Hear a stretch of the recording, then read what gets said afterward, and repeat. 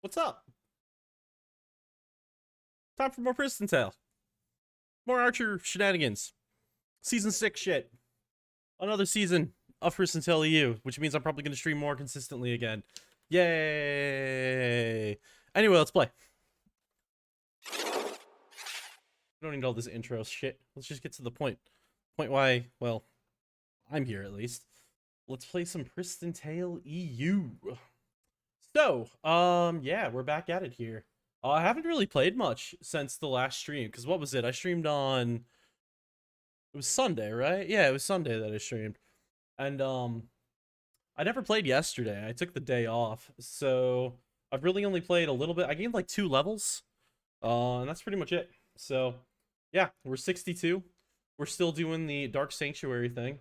Got myself a Titan bow, a little bit of new gear, and, yeah, we're ready to go. So, let's go do Dark Sanctuary, shall we? I'm gonna need some mana. Yeah, let's grab that. Also gonna need these pots. That should be good. I don't need this much health. We're gonna, let's see here. Can we put like 60 of them in there? That should be good. Yeah, I'll put that away. But yeah. Nothing too crazy. We're just gonna be playing today. Get some leveling. I would hope to be able to hit 65 today, though I don't know if that's gonna happen.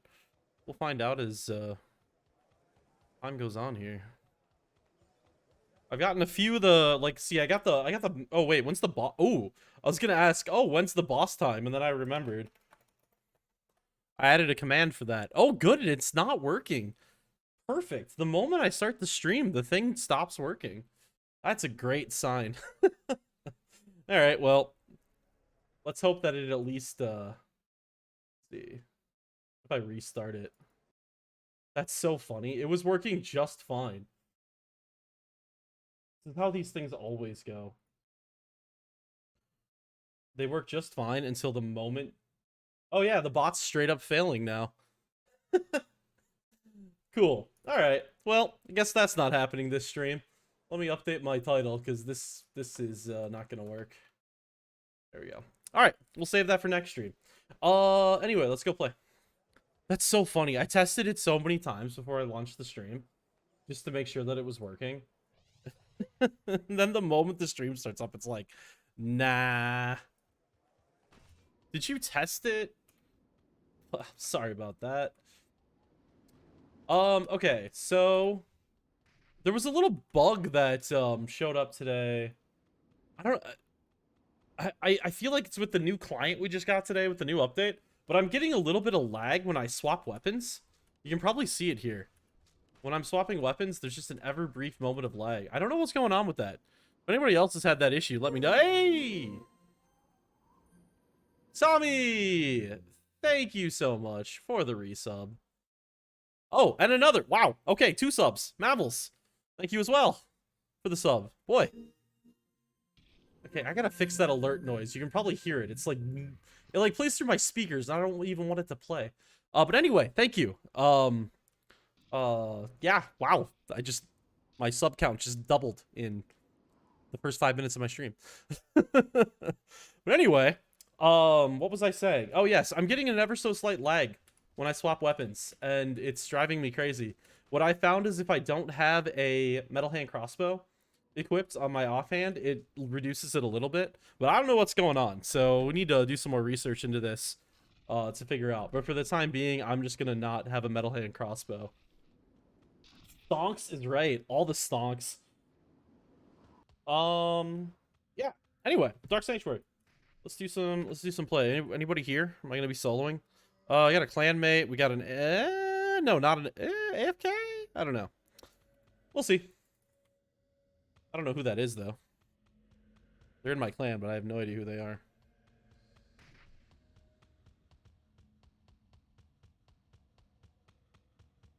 But yeah, we're just gonna have a nice, good old classic Pristontale grind tonight. Nothing too crazy. I did sub some days ago when you weren't streaming. You only just got it now. That's probably what happened then. It might have been delayed. Because yeah, I didn't see any alert until now. Let's see. I think I got everything I need here, right? Yeah, I do. Let's just go ask for party. And didn't even ask. Oh, okay. Oh, come on, Chaos. Oh, wait. I know what. Never mind.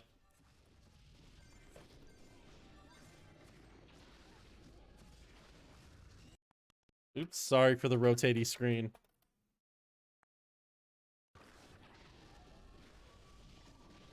They got 3 slots. Well, let's do it.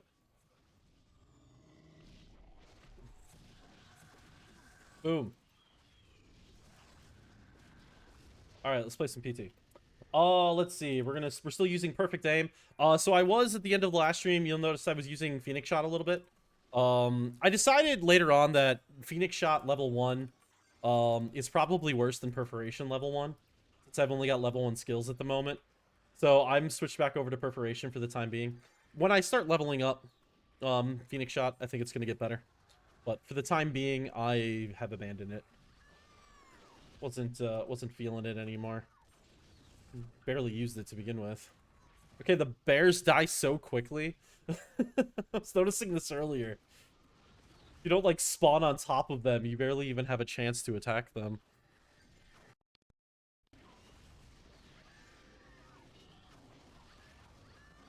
Okay, we got that.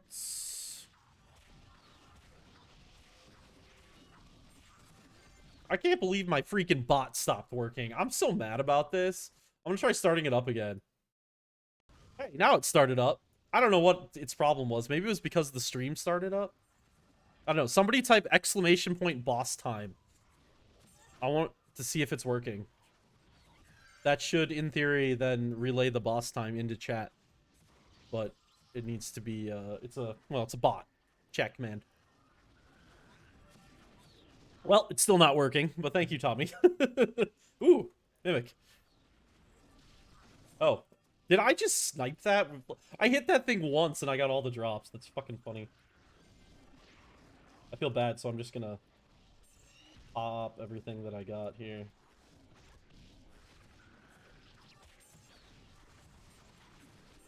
Yeah, I don't know why it's busted. It shouldn't be busted. Oh well. We'll see if it works when we get closer to the boss time. Because what it'll do, it's programmed to 5 minutes before the boss spawns, it will put an alert in chat.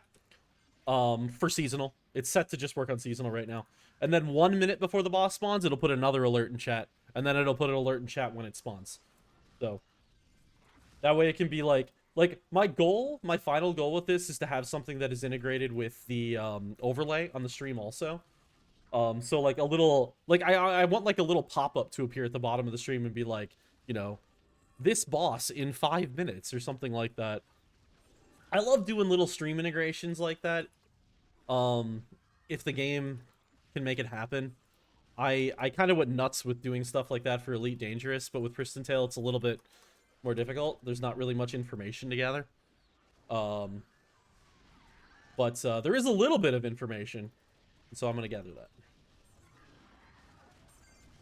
If anybody's curious how those boss times get gathered by things like the boss timers website.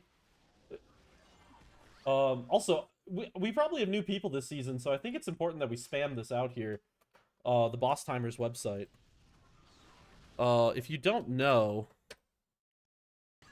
this is a fan-made app that will allow you to see the boss times. Now, the seasonal one I think is a little bit behind. It doesn't have all the latest stuff, which is unfortunate. The Babel one's up to date.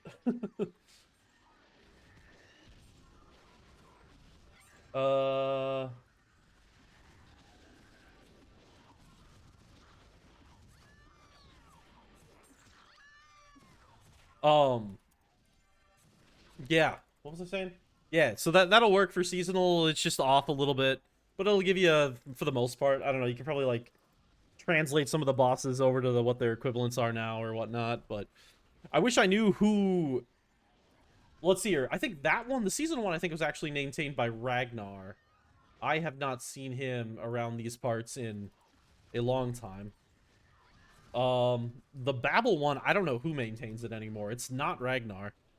Somebody else, he must have given the code to someone, and I don't know who that person is. Some mysterious other who's maintaining that one. But anyway, how it works is actually fairly simple. When I was first making the Pristontale Boss Timers live stream, if anybody remembers that, it's a little thing that we've tried on occasion where it basically gives you like a live view into the PTEU world, and it works great. The problem is with it is that getting a computer to run it on is problematic, which is why we don't do it all the time.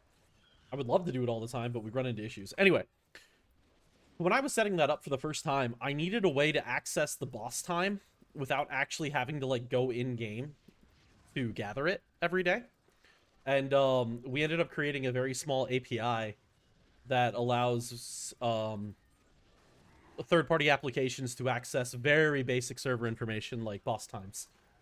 And so the app that I've written here to connect to chat connects to that API. If anybody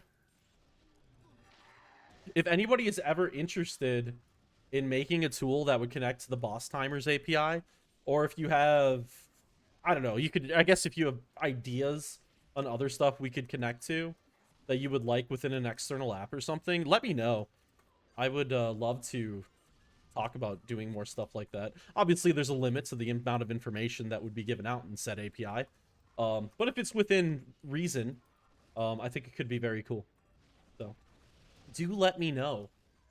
I think stuff like leaderboard positions, that's all in the, leaderboard positions are all within the API already. And then, I think SOD leaders, yeah, SOD I think is in there too. And then, of course, boss time. So, yeah, anyway, hit me up on Discord if you have any thoughts of doing something like that. I would happily get you set up.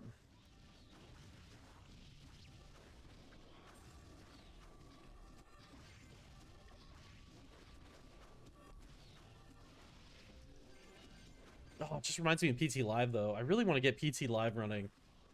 We've had plans to, like, get it permanently set up multiple times. In fact, it was a few months back, I put a ton of time into it to get it, like, optimized and, like, made up in a way so that it could be run very easily by anyone, just not myself. Or not just myself. But we ran into an issue where it was a matter of finding a host computer thing that could run it properly. I used to run it on my own server machine, but I don't want to do that permanently. So it's all about finding another option. But I don't know. I think it would be cool. Still be really cool if we can get that all set up permanently someday. It's such a unique thing that I don't think I've ever really seen any other MMO do. And I'm honestly curious if any other MMO's ever done something like this. Literally, like, a live view into the game. Like, at all times. Of course, the chats are hidden and stuff, so there's still privacy. It's like, I don't understand why other MMOs wouldn't do something like that. It's, like, such good advertising. Like, just... It's not even that complicated of a coding thing, honestly. You just, like, detect if people are at a spot. If they are, throw a camera on them and record it for a little bit. And play it. Hide all chats and stuff so it's private. Boom. Easy. But it just feels like something that... I don't know. I guess bigger games and stuff don't feel the need because they probably have streamers and stuff going all the time anyway. So, I guess it's more like us. What are my quests at? I wasn't paying attention to my questing. I have a lot of quests. Ah, I am done. I have a lot of quests. That guy who was in Twitch chat this morning would be losing his mind over all these quests, I feel. Alright, one last quest. Not Twitch chat, Discord chat. Mexpec Sagi. Do I want to keep a Mexpec Sagi? Kind of, I guess? I don't know. I'd love to help out a mech if they need it.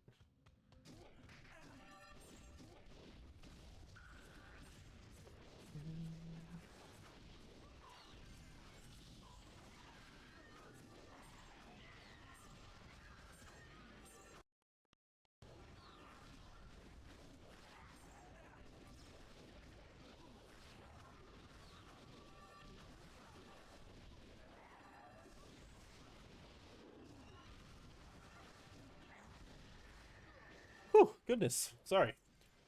That time I caught myself ahead of time. I was able to mute myself. I don't know where that sneeze came from. Alright. Let's continue.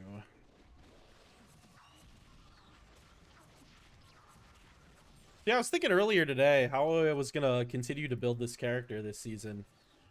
I'm debating my approach right now.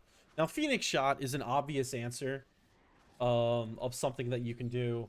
And in the past, that would have been a good choice, but we're in an era now of PTEU where single target damage is incredibly powerful. And so I was trying to think to myself today, like, how do we want to take advantage of that? You know, it's a new age. We don't need to technically be doing the same builds we used to do. And so the build that I think I'm going to probably go with is a avalanche perforation build. It's going to feel so old school, and I love that. But I think what it's going to be is perforation for AoE, standard, using it most of the time. And then pairing in avalanche whenever it's off cooldown for single target. So we're going to kind of be pairing that bursty single target with long-term AoE. Well, see, here's the thing about doing that. It's opposite of how I normally like to play these kind of classes. So, like, my normal approach with these classes is that I like to do a, also, nice 3-month bad, Mavel. I love that. I don't get to see that badge very often. Anyway, sorry. What okay, so the way I typically like to play with this new single target super damage thing that we got going on, I typically try to pair a cooldown based AoE, mega AoE, so think like Meteor, Chain Lightning. I try to pair a mega AoE cooldown with a single target spam. And I think that that works pretty well. So what I'm proposing on Archer right now is actually the opposite, and the opposite kind of concerns me. I don't know if it's going to work as well, and I don't suspect it's going to work as well.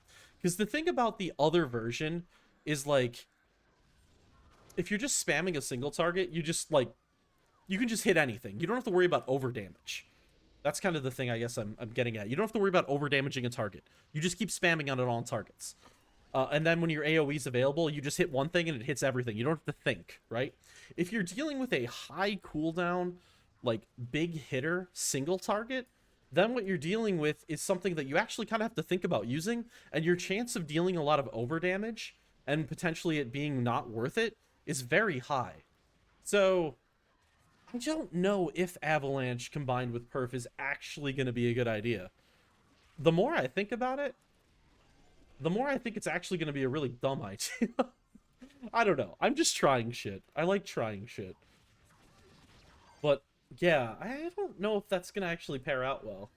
What about doing just like a, I don't know. I might try just like a pure single target Archer build, even though that's not great. I guess I still have perforation in case I'm like soloing. But I might do like a party pure single target build. Kind of like an auto mech in Archer form. So that would probably be a spamming Wind Arrow or Perfect Aim. I'd probably go with Wind Arrow, but I'd look into Perfect Aim. And then Avalanche off cooldown.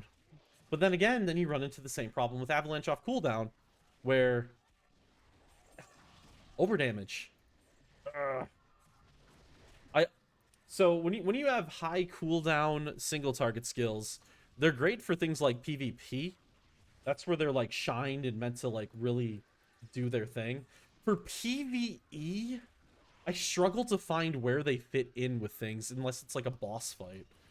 But a boss fight is so rare that I'm not gonna ever build my character around boss fights. It's pointless.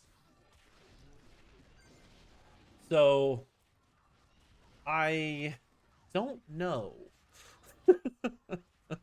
I don't know. I'm willing to try some stuff though. We'll see how it goes. Oh, I was gonna take a, okay. So I had an idea about making a YouTube video today. About explaining the new peer build system. Because I've gotten a few questions from people being like, the new system sucks. I add, you know, 10 points to my character and I'm only gaining like 1 damage.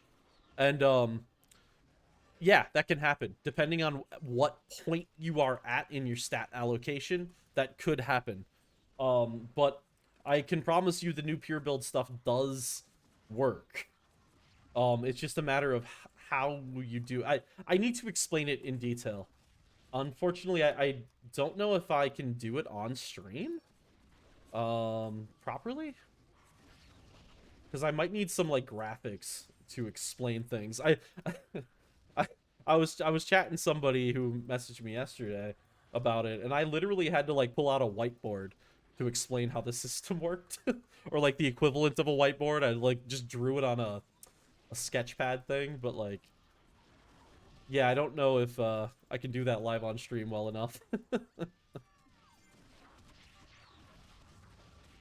To plot the gain of damage over time versus stat allocate. It's just, it's so funny how when I started getting into the whole like stats 2.0 um damage formulas things, I never really like I think I underestimated how much goes into that.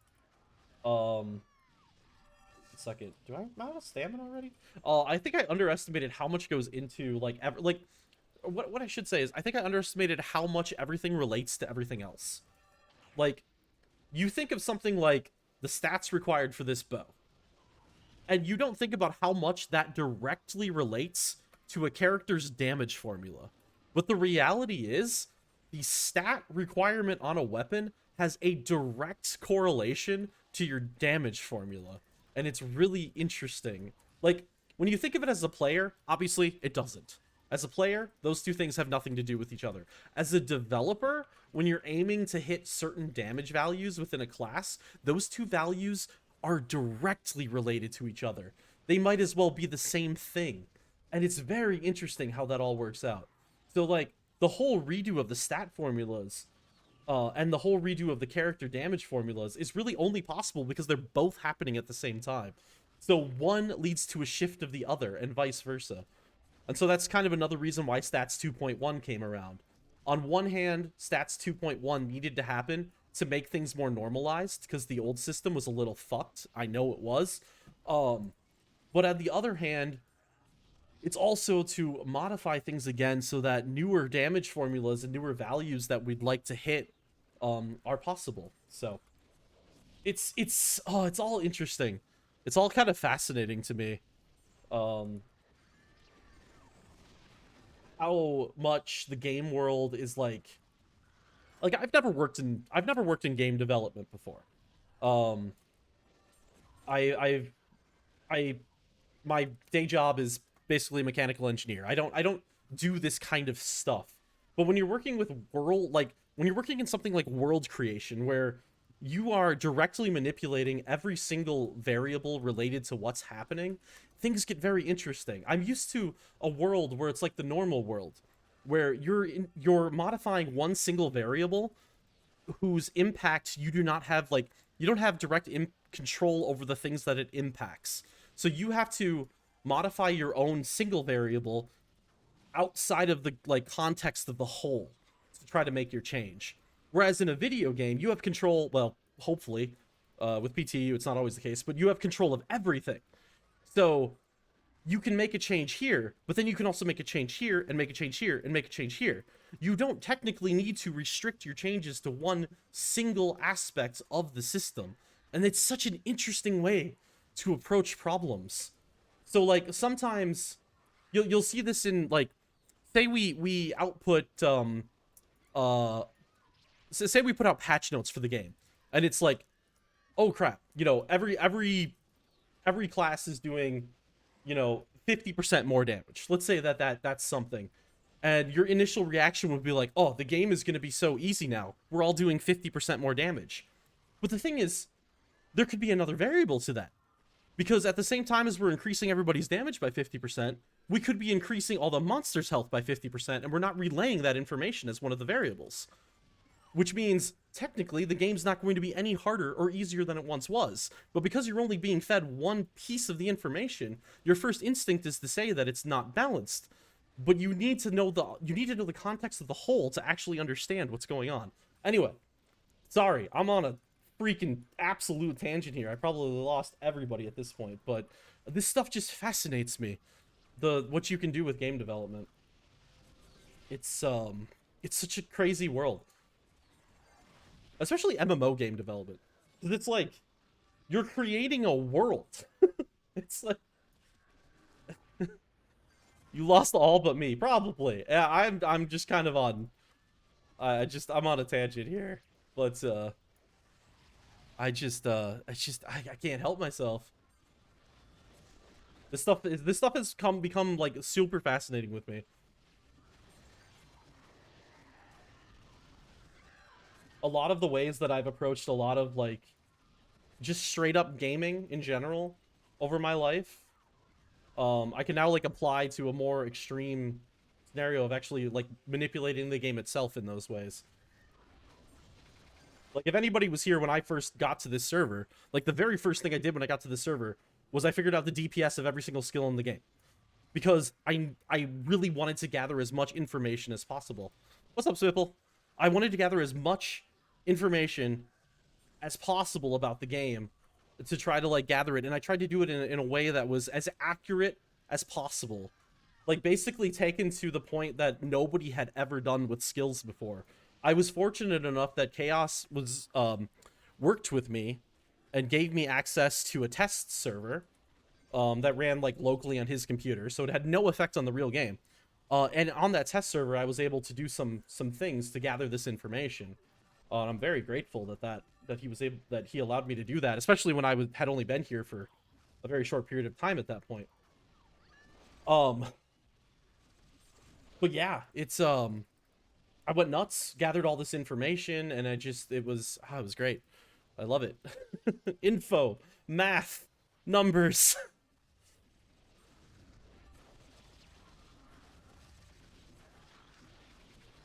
22, because I never considered myself to be much of a math. Like, I was never bad at math, but I never like got a lot of joy out of it. but working in this, I think it's because you get to see the output of that math and you get to see what the result is of those calculations that it fascinates me so much. Because in the real world, it's like, okay, maybe you get to see that from time to time. I mean, obviously math is used as part of things, but not to the same level. No, I will pass on that one.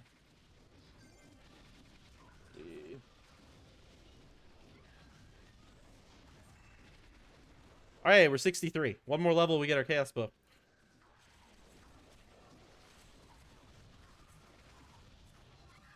Care about the outcome. Yeah, like when you learn math in school or whatnot, it's like, you know, I don't really give a shit about how long it takes the train to travel across the path. It's like I you know, but or I don't care how many what's the area of this triangle or something, right?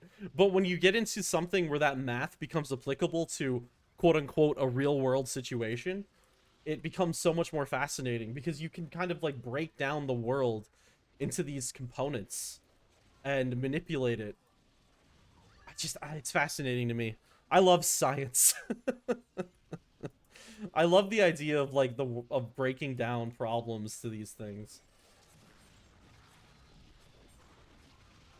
Probably too much. Anyway, let's play Pristontale.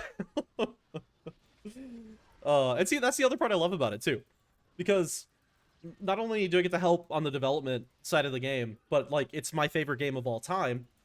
And so I also get to play it, and it's just like it's such a, I don't know, it's so fulfilling to be able to do both of those.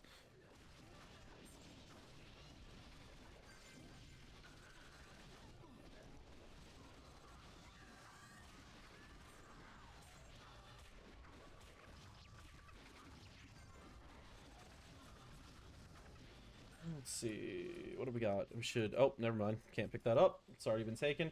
What am I at for quests? Okay, I need to... Okay, I guess we can keep that one.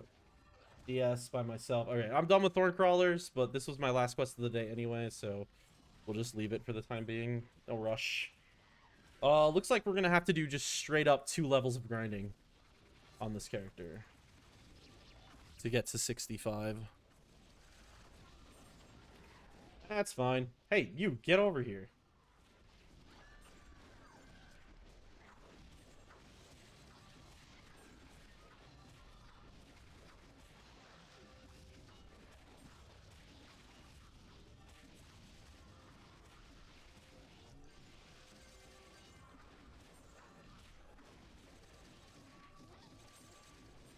And then the beginning of the season was really funny to me because it's like one little mistake in the formula that I had made up that I didn't catch, and people have infinite damage. It's like, it's just you're manipulating these things and you're doing it on like the razor's edge, and if you aren't very careful in how you're manipulating it, the whole system falls apart, and it's kind of terrifying how that works out. Oh, that was my worst nightmare on launch night when we discovered that that was happening. I was like, oh my god, what have I done? But we got it fixed quickly. It was a very simple mistake that I made. And we're good now, so. I'm gonna need to go get stamina. I'm running out.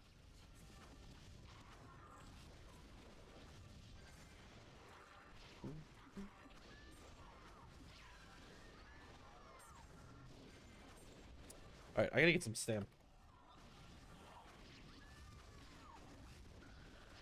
I don't think I've killed a Halloween bear yet. Wait. As I say that, I got one. Oh, I didn't get the drops though. I don't think I've killed a Halloween bear yet because they've just constantly not been spawning next to me. The second I see them and start heading towards them, somebody else is taking them out. Oh, excuse me. Let's see. That. Grab like 100 stamina. So I'm trying to get to 1,000,000 gold. Once I get to 1,000,000 gold, then I'm gonna start re-rolling the ring armor again. To hopefully try to get it to archer spec. Since it costs 90k a reroll, it gets real expensive real freaking quick. So once we get to 1,000,000, that's when I'll risk it. Because the problem is if I keep re-rolling it and I don't get a low strength spec, then I'm just screwed. I won't have an armor. So I'm thinking 90k would be good because then it's like 12 things. How do you get across Jiras? I don't need Jiras because it's a level 35 item. So I technically only need, what is it? Needs? Gifus? What's the lowest one? I can't remember. But I can just use the ones that I can get from Palai. The bright side about going pure is that respecking your stuff is very cheap, relatively. So, yeah, if you go to the guy next to the aging guy in Palai, the NPC that sells low-level Sheltums, he will sell Jeepus and needs. And then, we're just gonna see. Let's see, just in case anybody else is interested in this.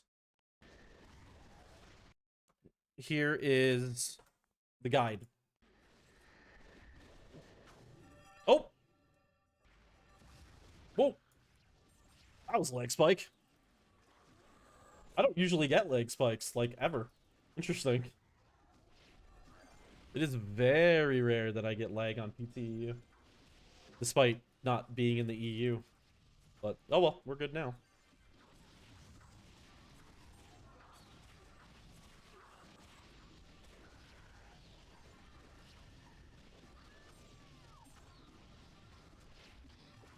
But yeah, once I get that done, then I can start aging the armor? I'll probably age the armor.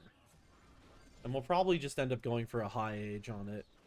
I don't know. I mean, I could just go for like an HP mix or something. The thing is, what I think is really important in Pristontale for stats is to never like fully focus on one stat type. Try to balance it out a bit. Try to have a good amount of abs. Try to have a good amount of defense. Try to have a good amount of health if you want to have a defensive capability. With the addition of affixes, mixes on sub gear, I think you can get defense rating and absorption fairly easily through other means. But oh, sorry, the other one I'm talking about is health too. I think you can also get health from other means fairly easily. So what I'm thinking, no wait, okay, yeah, I'm saying this wrong. I think you can get health fairly easily, but I think getting enough defense and absorption when you're going pure, since you're not going to be gaining as much from your main items, I think it's important then to age the armor for those two stats. That's what I'm trying to get at. Got distracted by some chats I got. Hey, look at that. It's kind of working. Seasonal bosses spawn in 5 minutes. It was almost like to the second, too. Hell yeah.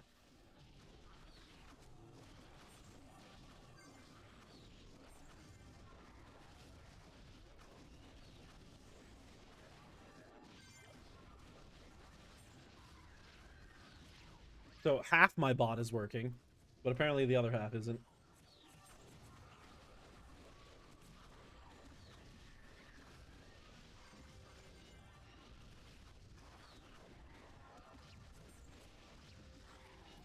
Yeah, so the legendary level 30 items will drop in the map's level between level 20 and level 40 is where those will drop. So what is that? Ruin into Oasis, I believe. I can't remember if Done 1 also gets them or not. But guaranteed to Oasis.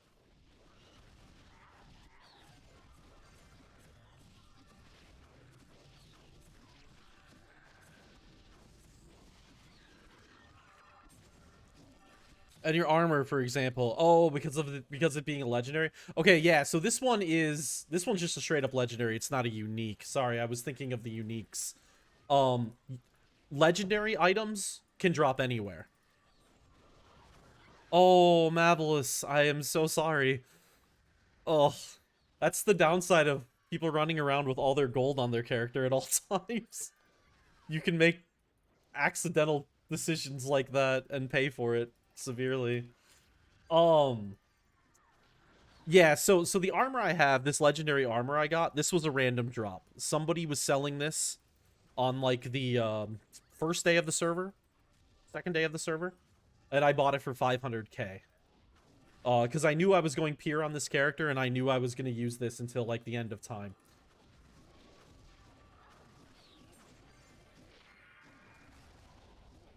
Got broke at Oasis buying stamina pots. Stamina can be expensive.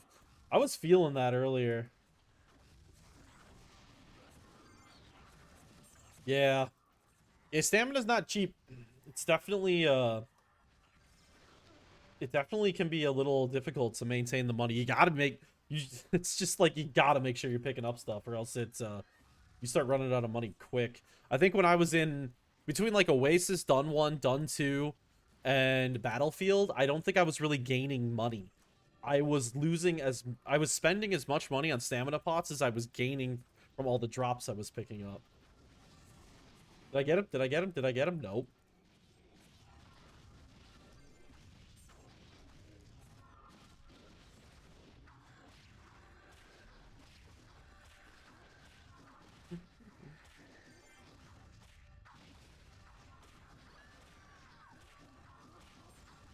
He did. Am I 63? I am 63. I can go get FON and give my party, what, 1%? Oh, 5% damage boost. I guess that's not nothing. I could do that, or I could wait 72%, sorry, and go get my Chaos Bow. And level it and get it at the same time. I might just wait. Fighting guards.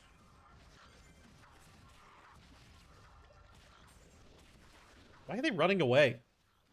You guys are like, what are those mobs in Ancient Weapon that just like to run away for whatever reason? I don't know why they do that. All right, boss time in 1 minute. Okay, I'm already loving this bot. Such an easy way, so I don't have to actually like watch the timer. I just gotta watch chat, which is easy enough.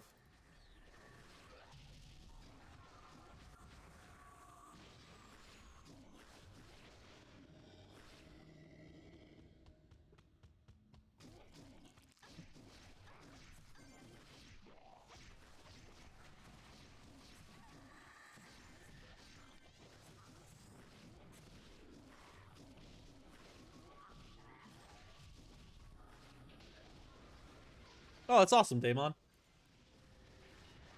Is this your first time playing PTEU? Then I'm assuming. Cool. How did you find it? I'm always curious about that.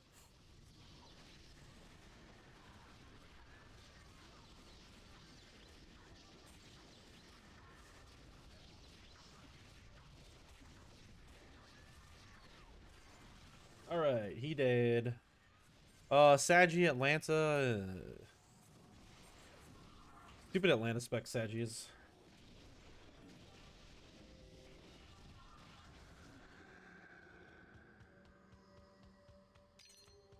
Go to YouTube and search Pristontale and Silter by last 3 months. Oh, okay. Was it my video you found by chance? If so, apologies. I haven't put enough on. Oh yeah, I was gonna start uploading these streams for season 6 to was the Brazilian live stream. Okay, cool. I think I'm gonna upload these streams to YouTube again. I didn't really upload much from last season. I uploaded like the first 2 days and then I kind of got lazy because I honestly streamed a lot last season. But I could upload these. I mean, I could technically upload those season 5 videos. I still have the recordings. I just haven't bothered.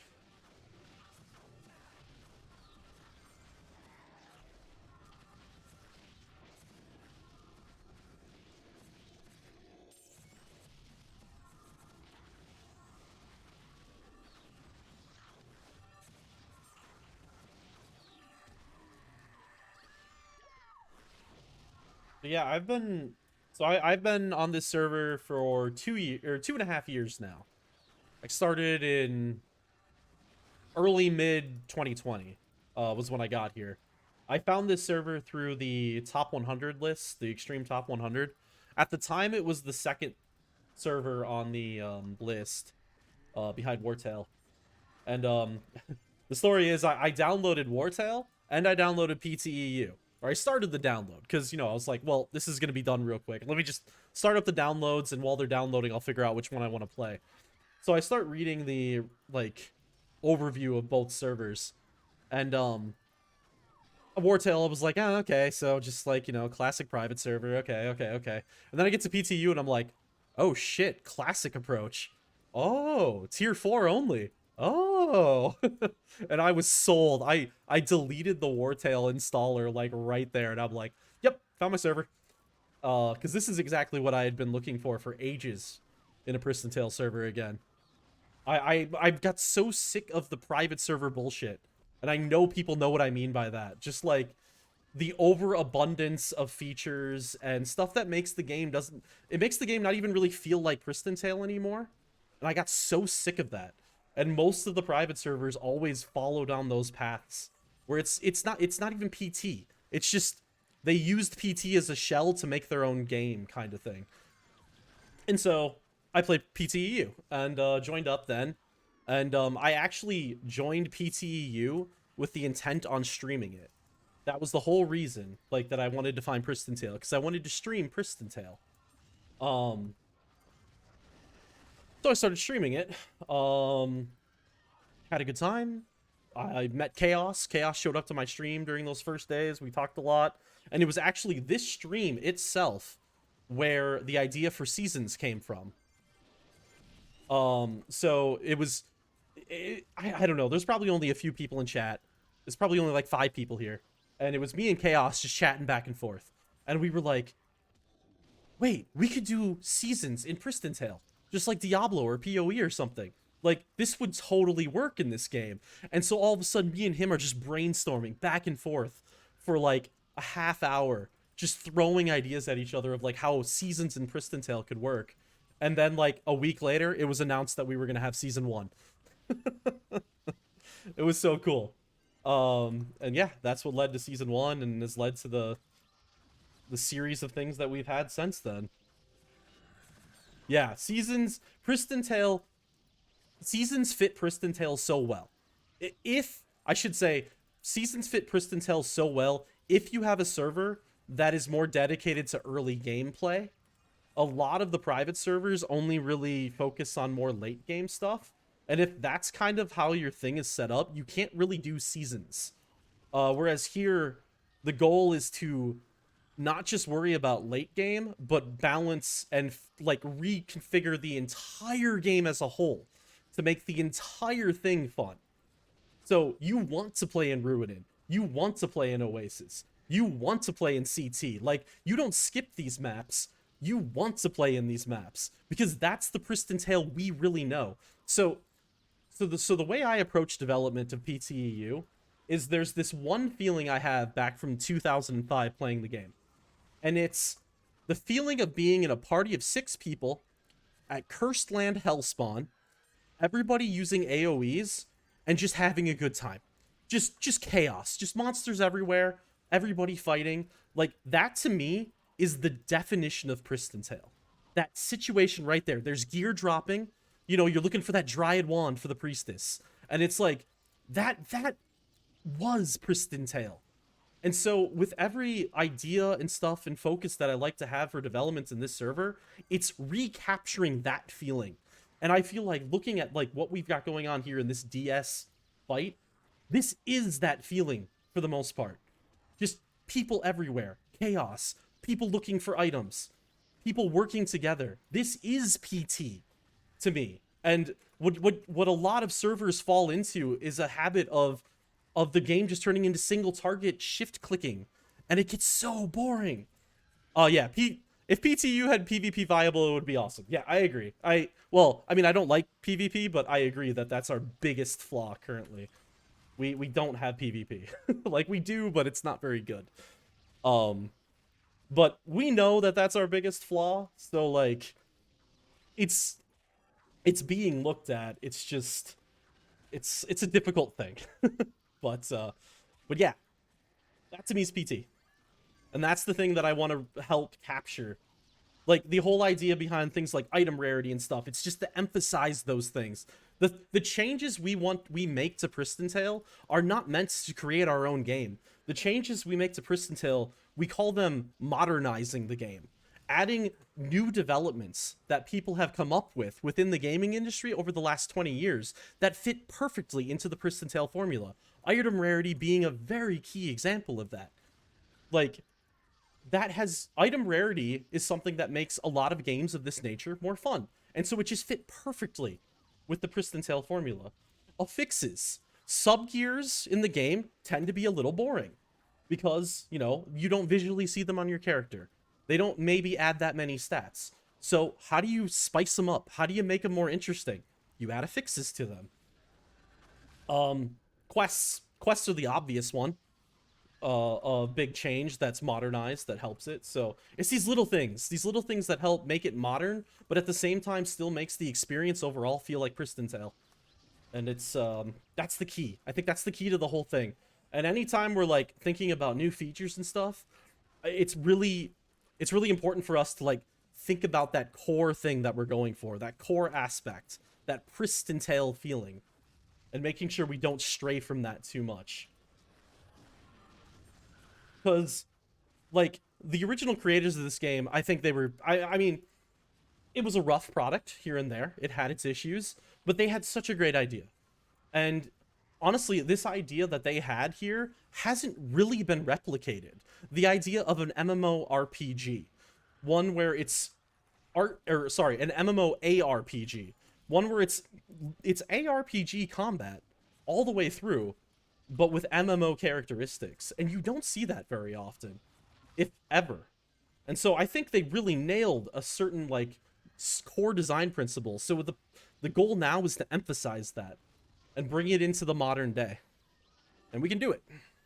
It's just been complicated at times, and, you know, sometimes has some bugs, and sometimes it's a little bit too much work for our pretty small team, but, you know, we make it. Because the other thing that's cool about the team that I work with here on PTEU is that a good amount of us, we're just here because of Pristontale. Like, we're not paid. We're just doing this out of our love for the game. Not all of us, but some of us, like myself. Because we just love PT, and we just want to see it continue to be great. Sanho the Swede, thank you for the follow. Much appreciated. Goodness, apparently it's tangent night. I'm not even paying attention to what I'm playing right now.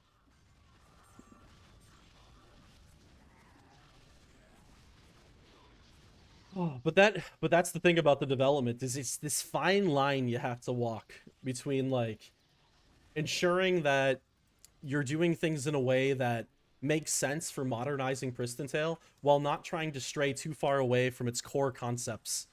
And that, I think, is the line that is always there is no defined line. You have to make those decisions for yourself. And do we always do it perfectly? No. I think sometimes we make mistakes in that regard, but we try our best. We try our best to make sure that the server stays in the spirit of Pristontale. The real Pristontale. What am I doing here? I don't have any stamina. There we go.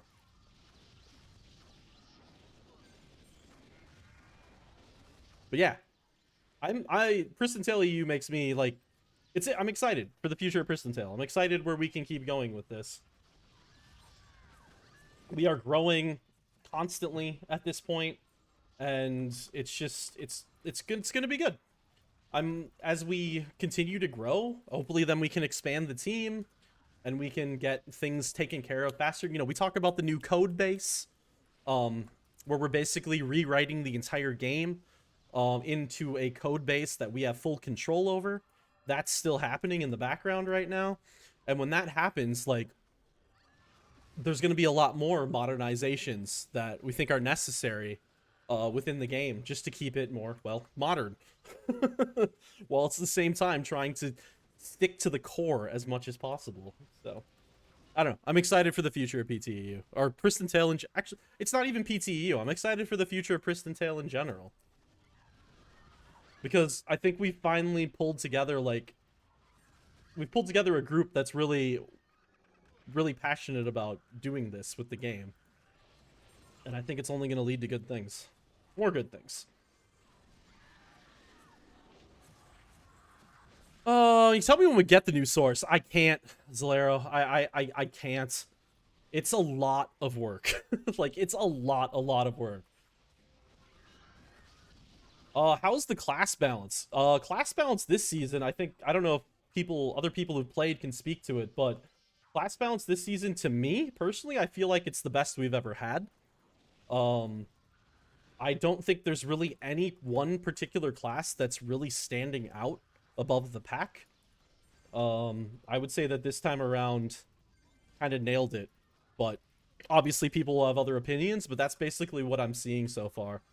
Most seasons, there's always one class that kind of sticks out, or there's one class that really lags behind the rest. And we're really not seeing that this season. Every class is kind of has its thing. You know, some classes will have their little extremes, like, oh, this skill can do such high damage. Yes, that's true, but they have other things that affect that class to balance it all out. And that's where I think it is fair. So, I don't know. I'm a little, I guess I'd be biased on it since I'm on the development team, so maybe somebody else has a different opinion, but I personally feel like it's the best balance we've ever had. Which probably means then it's the most balanced Pristontale has ever been, because historically Pristontale has zero balance. And that's the other cool thing too, it's like you can play any class you want and not feel like you're going to be behind. And isn't that a fun thing? I mean, that's never been the case with Pristontale. You've always been like, oh, I really want to play mech, but I know I'm gonna fucking suck. Or something like that. It's not the case anymore. Yeah, exactly, Malice. It's exciting. It's fun. It's we get a lot of new people that show up to the server and they're like, "Hey, what's the meta? What's the best class?" And I have to respond every time. I'm like, "That's not how it works on this server. Like, you don't pick a class to play based on what's best because A, like that's going to change, and then B, like they're all so relatively balanced to each other that even the class that's quote unquote meta could be defeated by somebody who knows how to play a class that isn't meta, right? Like knows how to play it better. What's the go-to skill for ATA? Stormjab or Extreme Rage? Both are an option. They both pair differently. I have to remember I haven't played Atlanta since season 3, but Stormjab tends to have it has DOT. It does fire damage, so it has a little bit of damage over time effect to it, which can help it do big damage. But the thing is, if you invest in the Storm Jab, you have less of a single target capability. If you invest into Extreme Rage, it pairs directly with Atlanta's main single target skill. They chain off of each other. So I think Extreme Rage does a little bit less damage on the overall, but you gain better single target. I think those are where the balance is with that class. So it's really going to come down to personal preference on how you want to approach the character. When I played it in season 3, I had the highest level Atlanta in season 3, and I played Stormjaff during that season. I really liked the DOT aspect of it. It's been nerfed since I played it that season because it was a little overpowered that season, but it's still good.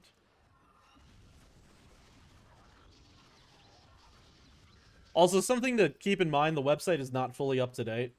Um, we did a big website update. I don't know when it was, it like season 3-ish time. And then we made all these changes that didn't like auto update all the time to the websites. The website kind of got behind. But the thing is, in game you can at least see the higher levels by hitting left and right arrow on the skill, so that helps a little bit, and that will be accurate, but the website isn't always accurate, which is unfortunate. It's another thing that we need to take care of. But again, small team, it can be sometimes these little things will pile up.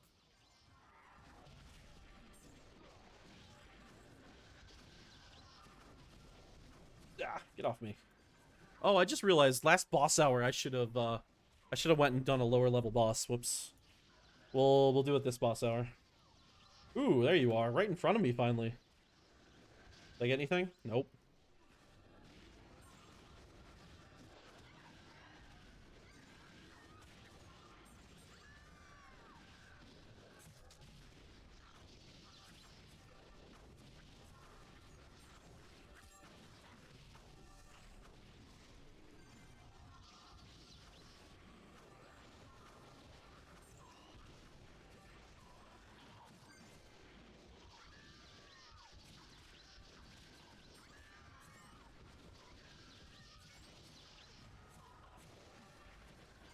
Oh boy, all the server-wide buffs.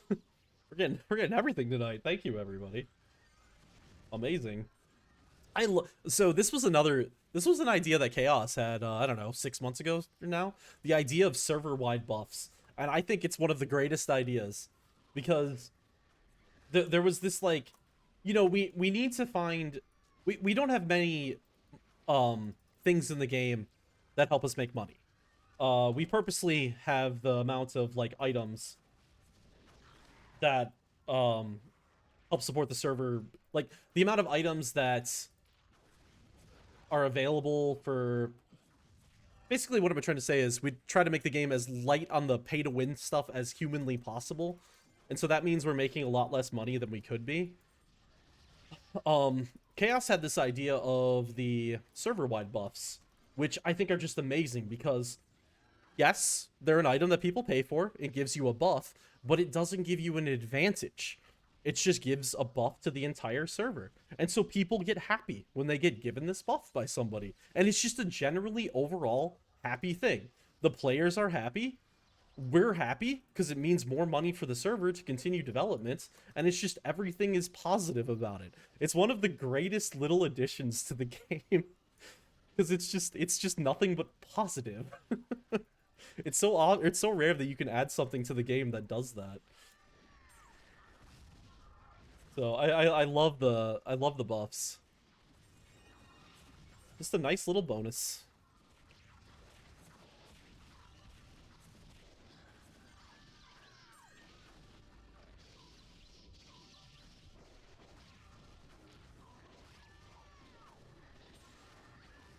Oh, Raiden didn't get it. Sad. I really need to get my mana flags installed. I keep forgetting to reinstall those. I disabled them last season when I was playing the auto mech because I just didn't need mana and I was just becoming annoying. But this season I really need mana, so I I need to turn on the mana flags again.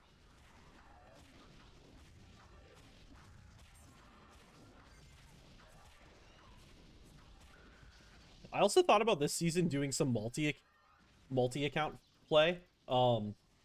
So during the off season, I worked on getting my multi thing set up. So when I personally say I'm playing multi account, it means I play multiple accounts. So if I play 3 accounts at once, it means I'm actually playing all 3 characters at once. None of them are just sitting around being buffs or whatever. I am actively playing them. And so I was messing around and like practicing that during off season. I was playing a mech, a priestess, and an Atlanta at the same time. And it was a lot of fun. It's tiring as hell, I gotta say. It's absolutely exhausting, but it's really fun. And I have a whole like UI setup I've created for it to make it work. It's fun. But I thought about doing that for a season.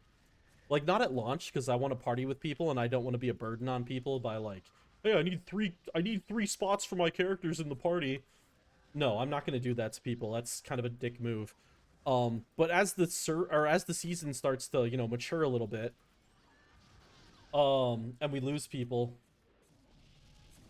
then or we don't always have full parties, I should say, in maps. I kind of want to do a multi-character thing and just take them like through a lot of levels together. It could be fun. But we'll see. Depends on how much I want to play this archer. Oh, mana flags. Yeah. Yeah, the classic mana flag mod that if you're a longtime Pristontale fan, I'm sure you know exactly what I'm talking about. In fact, I think you can get it here. Yeah. I have a bunch of mods. That's my website. And I've put an installer for PTU and a bunch of mods, like all the ones I'm using, like my UI stuff. I've been paid TT since a year after launch. Yeah, when did I start? I started 2004, I think. Was when 2004, 2005, somewhere around there. So, few years after launch. I started a week before SOD Bellatra got added to the game. That's like the thing that I know. Like there was no tier 4, there was no railway. Map stopped at CT2. That was when I started. I need more stamina.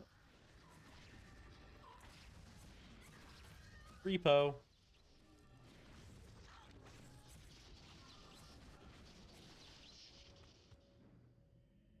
Team expect that. Da, da, da.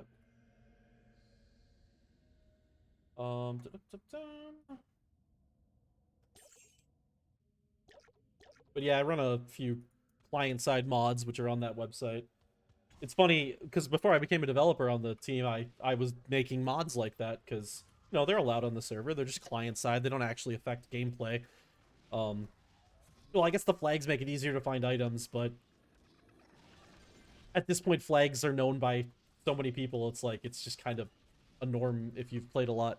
Um, but I did a lot of modding at the beginning before I was even a developer, and um, I learned how to modify the skill effect files, and that's where we now have a new skill effect for shamans and assassins. I made those new ones this season to try to make some of their skills feel a little bit more impactful. Because they were a little lacking in their they were boring. They were just really freaking boring effects. And so I kind of made them a little crazy.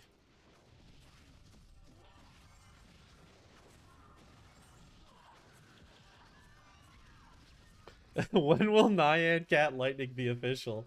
I'm pretty sure the mod there, oh, there, you saw one of my effects, one of my new effects. I think I lost the mod, honestly.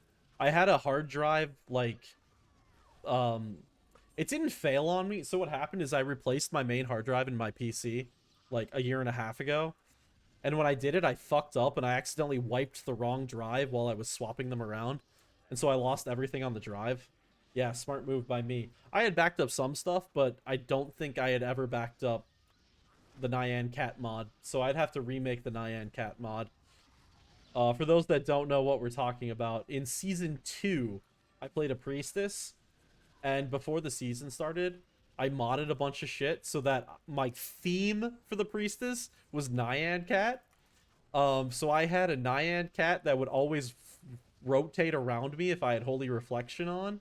And then my Divine Lightning was literally a Nyan Cat that would fly into the monster from above. It was hilarious looking. It was just like a suicidal Nyan Cat. It worked great though. I wish I could find it, and I probably have to remake it if I did. But it was fun.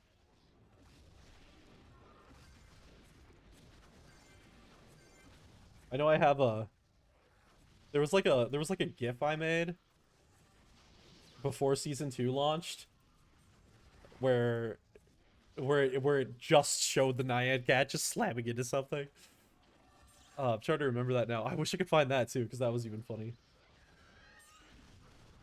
Ah, good days. Good days. I can't believe that was so long ago now, though. That was like 2 years ago now. Good God.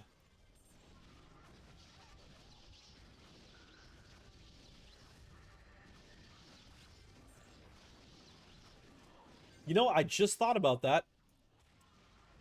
I have officially played, I think, Pristontale EU more than all the other servers I've ever played combined.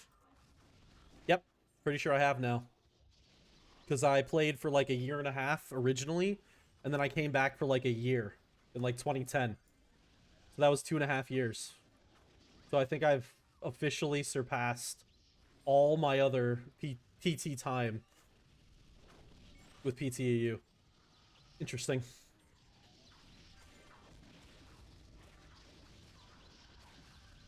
Not that I play all that often these days, but I'm going to consider development on the game to be playing the game.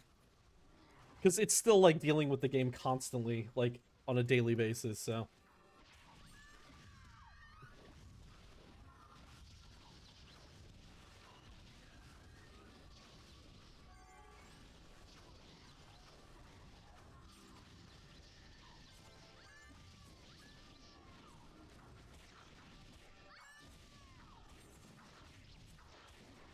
Oh yeah, I guess this is something else I made. I made the virtual regen logo.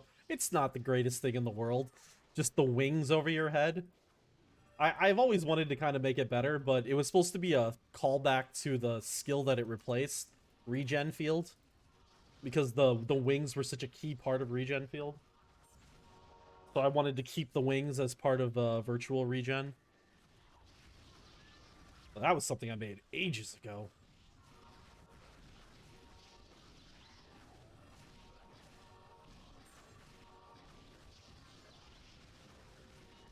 Did you get the giant wings during that skill before? Well, the skill before wasn't even this skill. It was called regeneration field. And yeah, it was a really cool visual skill.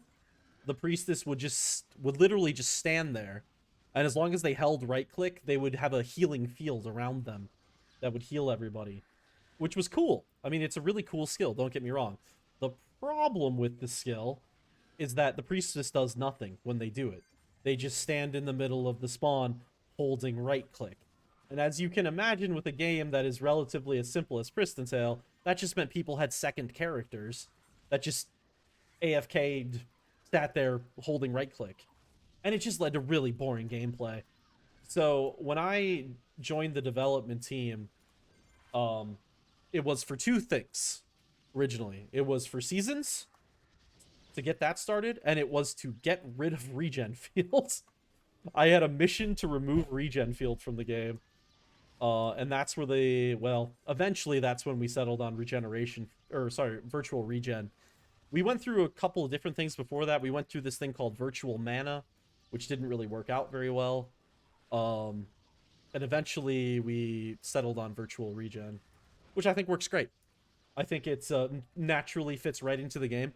And I think with some people who like don't have a lot of memory or experience, like maybe they played Pristontale in the past, but they don't really remember everything about it. I don't even think they'll realize that it's not a standard game skill. Because yeah, regen field was it's just bad. It's just a bad skill. It's a really cool skill, but it's a bad skill. Why am I leader? All right, cool. Um, in my opinion.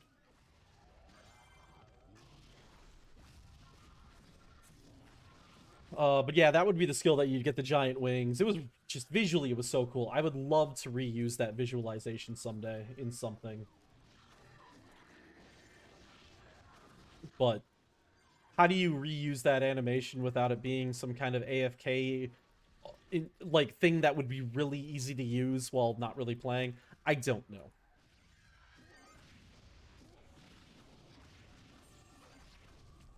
But we have it in the background. We can pull it out someday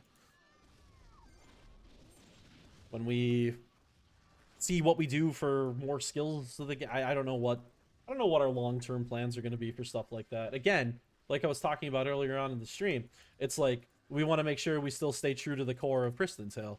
So it's like whenever you're adding skills or removing skills, it's pretty you're taking a big step when you do that, or rearranging skills, or yeah, I mean, we've taken some major steps that I know a lot of people would say is going too far. Um, I would disagree because I think it's necessary for the whole to make sure that things stay in a balanced state. But I do understand those that would say that some of the changes we made are going too far. I think it's a fair criticism. Everybody's gonna have a different level of changes that they feel comfortable with.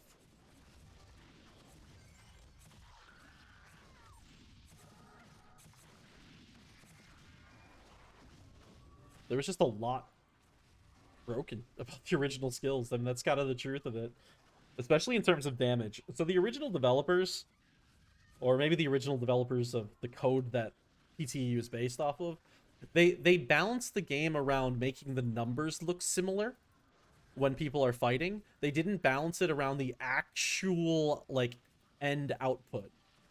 And that led to just a super unbalanced game. There wasn't proper effort put into the process. Like when I say super unbalanced, you have to understand what I mean. So when I first got to this server, I calculated the DPS of every skill in the game. Um, and during those calculations, I can still load up the old spreadsheets too and can show you, even though they're no longer viable or valid for the server. But the DPS calculations I did proved that um um that pikeman at the time was literally doing twice the damage of every class.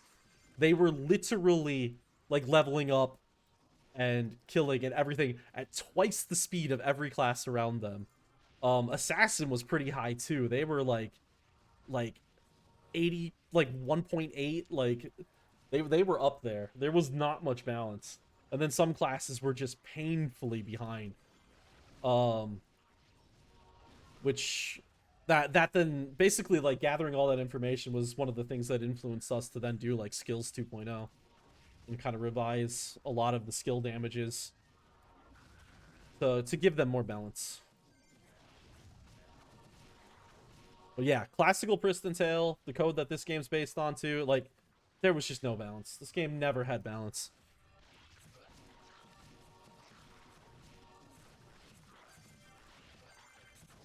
Okay, I gotta go sell stuff. Got it. Peace.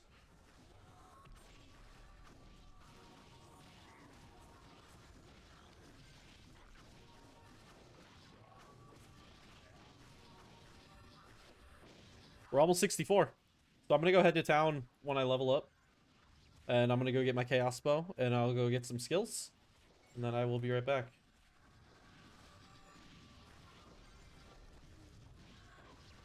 I guess, you know what? I'm so used to historically needing somebody to sign a union.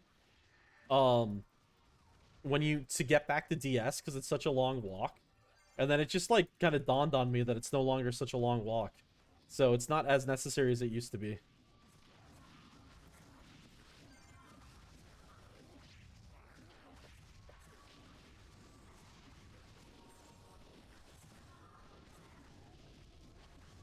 Okay, reparting. Alright, let's go sell. Let's go get my new weapon. And, yep. Fine, I'm just gonna sell it. I held on to this shit for a while, but I just gotta get rid of this stuff. Nope, don't need it. Nope, don't need it. Nope, don't need it.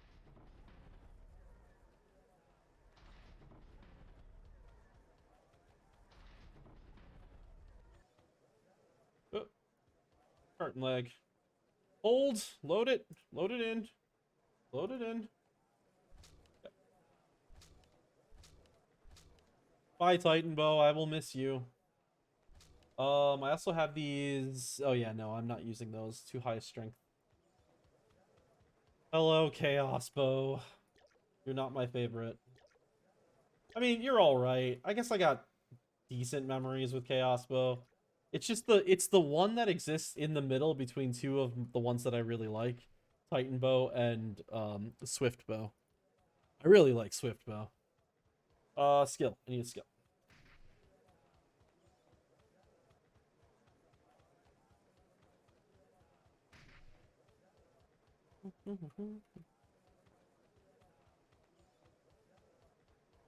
Oh, need that. Stretch a little bit here. Based on their design, yeah, based on their design. Yeah, I really like the look of Sagittarius, Titan Bow, and Swift Bow. Well, Swift Bow not as much, but it's up there. And then the 108 bow, whose name I always forget. Okay, we have more buffs finally. So let's do that on that, that on that, that on that. Okay, cool. That should be everything. I maybe want to drop off some of this stuff. Their weapons look like toothpicks. Yeah, you're not wrong. Some of them look more aggressively like toothpicks than others. If you've ever seen the level 110, well, you probably haven't since you're but the level 110 javelin that we have here is one of the stupidest looking items in the game. And it's a high level item. It's always depresses me. It's like, oh boy, I've worked so hard to get this thing. What the hell? It looks like a fork. Oh shit, I need that one. There it is, KR3. Okay, dropping some stuff off. Alright, we can go back now. Let's go.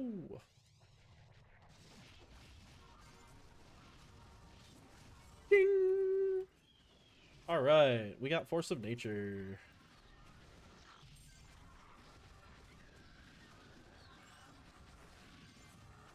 We are forced with the nature. What is it that we removed from tier 4? Oh yeah, we removed Evasion Mastery from tier 4. God, was that necessary. I mean, don't get me wrong, Evasion Mastery is a great skill, but it was... On Archer, it was competing with way too many other good skills. Well, at least with the remake, it's too many other good skills. So that was a very necessary change. I mean, even with Evasion Mastery being in the tier 1 through 3, I still don't really pick it up. I don't know. I don't find the need. Unless I was doing like PvP or something. For a standard build, I don't really find the need for evasion. Just have a high level Golden Falcon because it'll deal good damage and it also adds a ridiculous amount of HP regen. Like, you get 20 HP regen. That is absolutely crazy. And will make you so tanky. I mean, I guess it doesn't make you tanky. It just makes you recover so quickly that it Like here, I get hit. Look at the health go up. It especially looks more impactful when you don't have much health to begin with. It makes it feel even more extreme. So yeah, if anybody's looking for some archer advice, very first thing you should always level up, in my opinion, is Golden Falcon. And you'll probably keep Golden Falcon for the entire existence of your archer. You don't even necessarily need to level up regular Falcon, but Golden Falcon, yes. Yeah. You just can't underestimate how much that survivability will help with your DPS and stuff. I mean, it's so many less health pots that you have to use because your regen's so high. You can afford to get hit by, like, you know, a quarter of your damage, more than that or whatever, without even bothering a health pot. Because by the time you get around to casting the health pot, your health might be regen back up.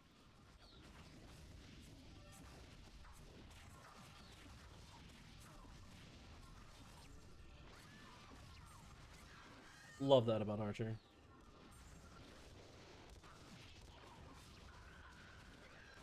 Now, I believe the original version of FON did it add damage to Falcon or something? See, I don't think the code base that this server was built on ever had that feature, so we never like applied it with stats 2.0 or skills 2.0. But I feel like that was a thing, right? Because I feel like people have talked about that, and that might be a cool thing to think about for the future, adding something like that back in. Though Falcon already hits so hard, we'd probably have to nerf it in order to add something like that.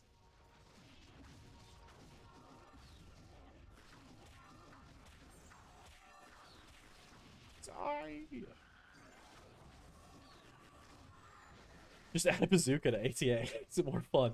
We have a person on the development team that is obsessed with making melee ATA become a thing.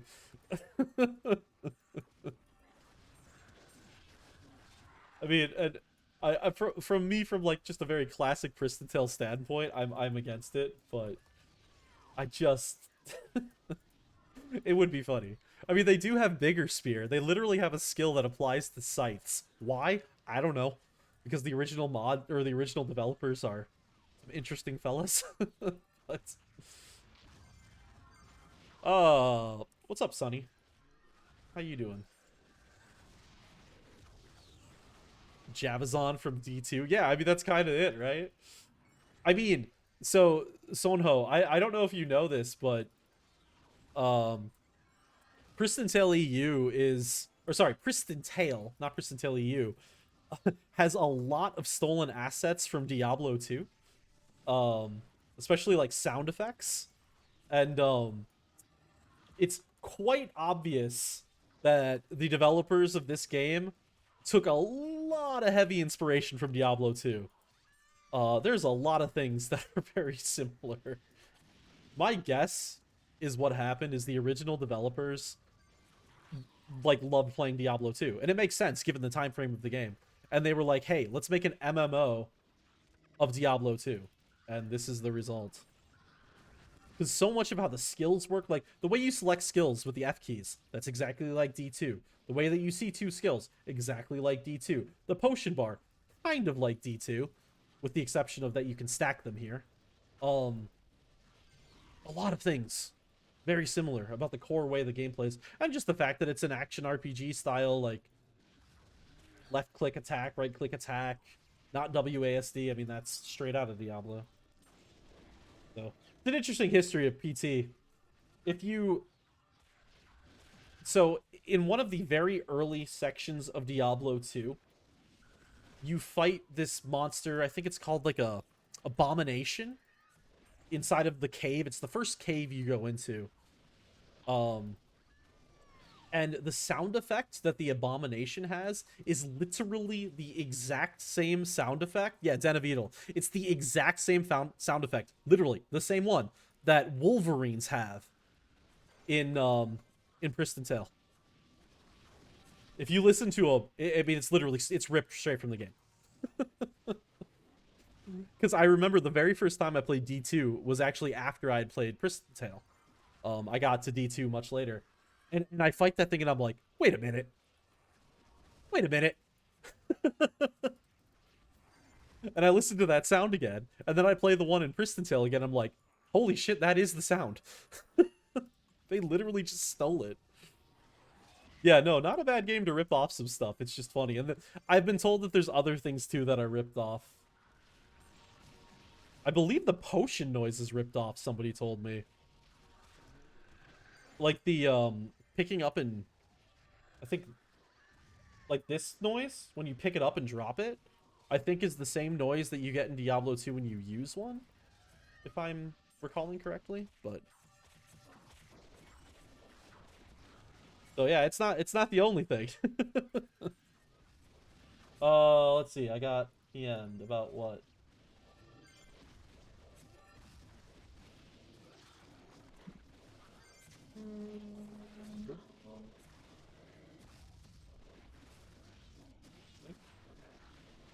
Okay, sorry. Oh, funny stuff.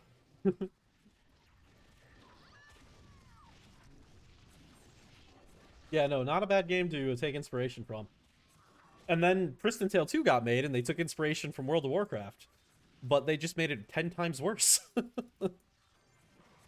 Oh, Pristontale 2. In fact, I have a literal emote for this. Oh, Pristontale 2. What a disaster of a fucking game. I mean, in some ways it's good because it got us some like assets and stuff to use in PT1, but good god, what a bad game.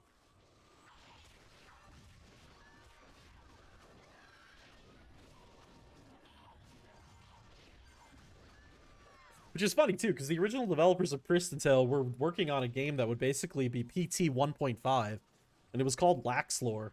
It was just like a more modern version of PT1, but it got canceled. And then they made PT2, and it was just horrible. When's PT3? I'm gonna call PTEU PT3. How about that? I think that, well, maybe not. I think that's calling it a lot, but it kind of feels like, in a way, a new age of PT. But wouldn't it be great if they made like a? Actually, I don't know if it would be great. I would love it if there was like a modern remake of PT, but at the same time, there's so many modern things that I just am not a fan of that would then get pushed into the game. And so maybe it wouldn't be a great idea. Like they just released Pristontale Mobile in China or Korea. Um or both. I'm not entirely sure actually what market that was in. Um yeah, it's oh, don't even bother. It's a shit game. I mean, it looks beautiful. Oh, it's PT Immortal, all right. It looks beautiful. The graphics are great. It's modernized graphics of Pristontale. Absolutely gorgeous. But the gameplay is absolutely horrendous. The little bits that I've watched, there was a archer the person was playing. And the archer was literally just standing in the middle of a quote-unquote hell spawn, and the player didn't have to do anything. It was all auto attacks. The archer wasn't taking any damage. The archer was just sitting there, auto skilling, no kiting, didn't need to tank, all alone. It was such a mobile game. Is my best way to describe it. Yeah. Yeah, like what is the fuck is the point? See, I don't mind auto like so there are some games that I've played that have been auto combat type games that I've actually really enjoyed, but that's because that is like their core thing, and they also weren't a pay to win type of situation.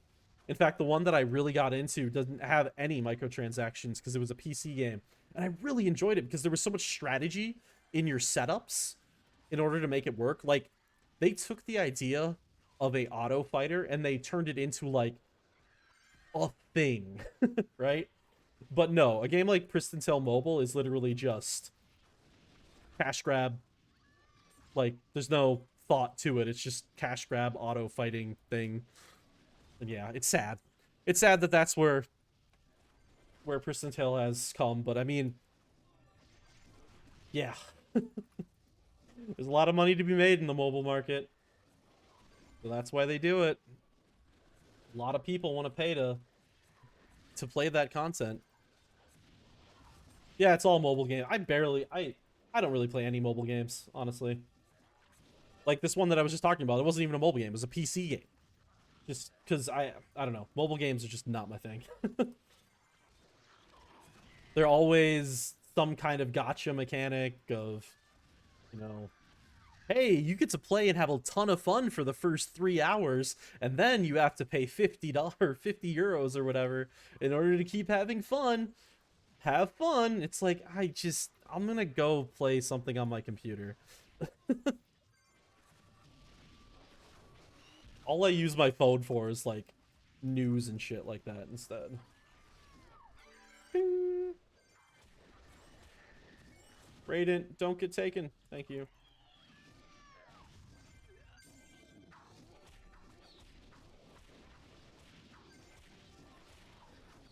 D4 already got it. Of course it's got a shop. Of course. I mean, it's Blizzard. Blizzard at this point is... Oh, it's sad to see It's sad to see those good companies fall to shit. And that's the sad reality of Blizzard. Like, my personal favorite developer is Bungie. And I think they've still done a really great job of maintaining their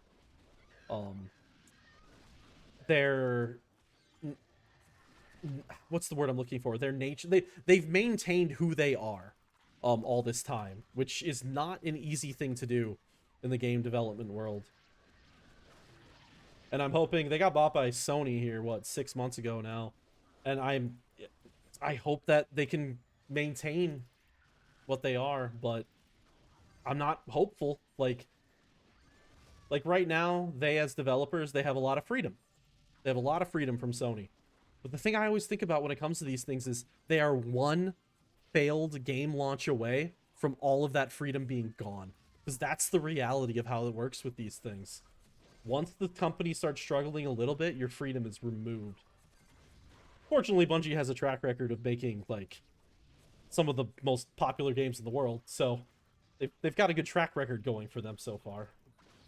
So I'm not too worried about them fucking up, but they have fucked up in the past. Destiny 2's launch was horrible. So we'll see. Yeah, Blizzard is just shit. I probably will play Diablo 4 just because I put so many hours into Diablo 3 over the last decade. But I don't know. We'll see. I'm still very hesitant with Blizzard games, just in general. It's really going to depend on the amount of like pay shop stuff, because there's up to a certain point that I can understand it, and it's not that big of a deal, especially if it's just cosmetic. If it's only cosmetic, I really don't have much care in the world. Like Path of Exile does itemization, or does pay shops so well. Vast majority of it, I mean all of it, is either visual stuff that has no gameplay impact, or it's convenience stuff that makes playing the game slightly more convenient but doesn't actually like net you anything. Like bank tabs and stuff like that. And I really love that for itemization. I think it's such a smart way to go about it. I would love it if someday Pristontale EU could be that. If we could perfectly emulate that style, I would just love it. Sure, it means that our characters would be running around as freaking lightning rods of effects, but if that's the price you pay in order to have a way of maintaining the server's money while not implementing systems where those with lots of money have an advantage, then so be it. We can walk around like a freaking lightning rod. I don't care. But yeah, like one of the big ones that I would love to add is skill effects. So like you can buy something that makes, say, my perforation have a cooler look to it when you use it. Like that would be such an easy moneymaker, I feel, that people would love to do. Like, oh, my main skill's gonna be this skill, let me get the cool one that looks like this. It doesn't change anything about how the skill works. It won't change anything. It is the same skill. but visually it'll look way cooler. Yeah, Black Phoenix shot, like perforation with like flames cutting through it or something. Like that is the future I want. And those things can cost whatever. Like they just be cool skill effects. Yeah, yeah, exactly. Like those are the things that I think are. That's how we really push. Why did I? Why are there clamshell gauntlets here? That's what I think can really push itemization forward, or not itemization, but pay shop related stuff forward within the game, without adding pay to win. Like I personally, I hate experience potions. I hate third eye. I hate healing birds. I hate copper ore. I hate with a passion all of those things. But I will never push for them to be removed from the game, at least at this point, because that's how we afford to keep the server alive. If we could somehow come up with a way to not have those, I would love it. But unfortunately, we're not there yet.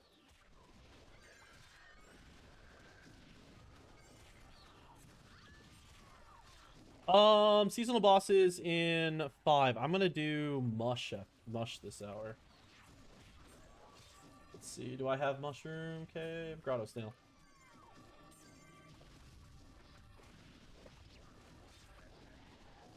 I need stamina.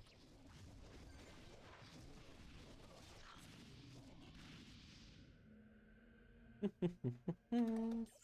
do you guys like the potion cart? This was a cool thing. This was a new thing we figured out how to do with this off season. Was have like inanimate objects be basically NPCs. I think it's a cool little addition. Feels more fitting, I guess. Why is this witch? Okay, bye witch. I agree it's a little confusing that it shows them as having mana pots, but I'm just gonna call them blue stamina pots. It's a different flavor of stamina pot. You know, sometimes your Pristontale adventure gets a little sick of the green stamina, so you gotta have some blue stamina too. Just to switch it up a little bit.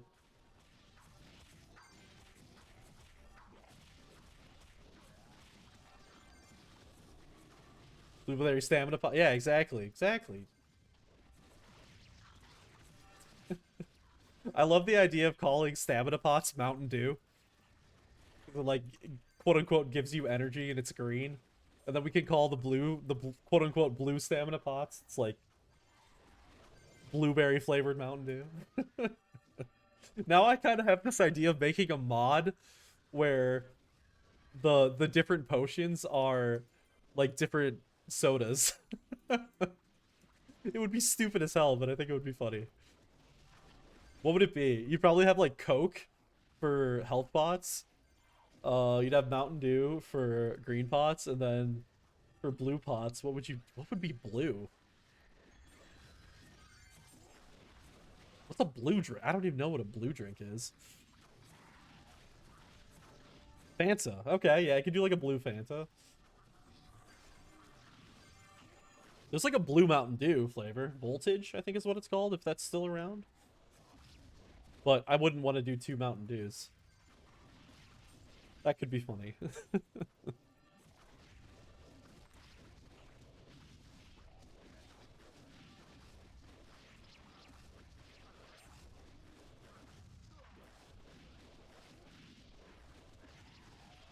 Alright, we're gonna go Mushroom Cave. Go do Mush Boss. Since I need to get these other quests done for reset. We got what, 2 hours till reset? Actually, do we have 2 hours till reset? Wasn't it just daylight saving switch over in Europe? Is reset still at the same time? Yeah, it is. Okay.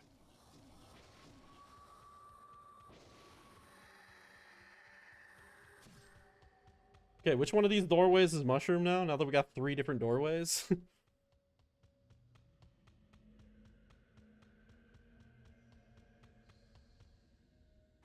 Hello, mushroom.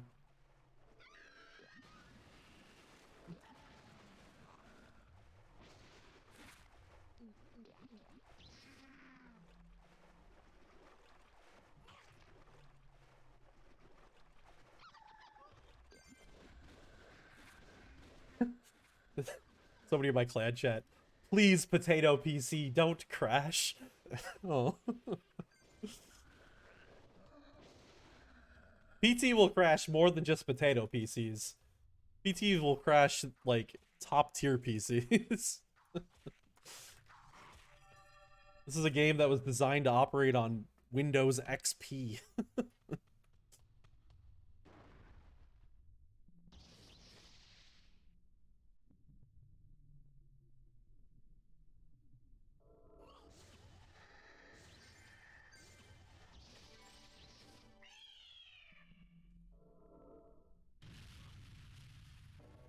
Toasted Buns. Nice name.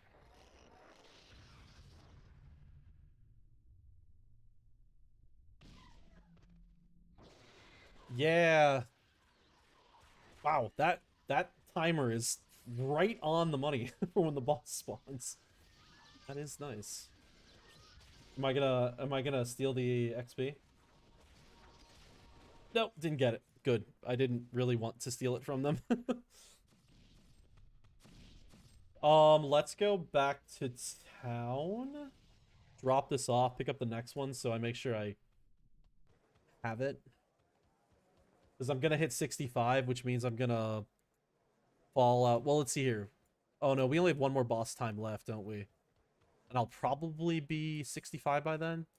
So I can hopefully get Styx Archon before reset, and then get to do it again on first reset. I think. Oh, sorry, not Styx. Whoever the hell the Greedy Lake boss is. I'm so used to DS ending at level 70, not 65. Okay, selling that, selling that, selling that.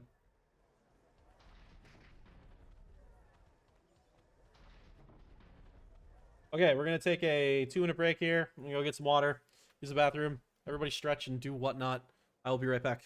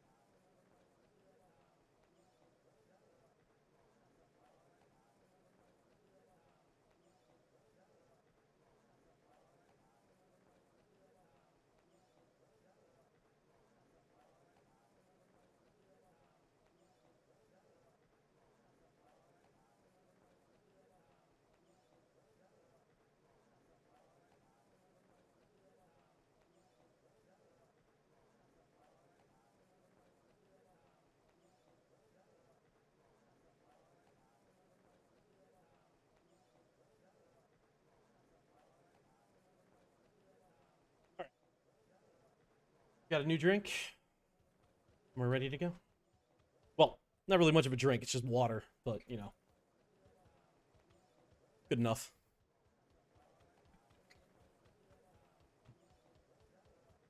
Looks like we got one spot DSHS if anybody wants to join up. You wouldn't know I was fighting at DSHS.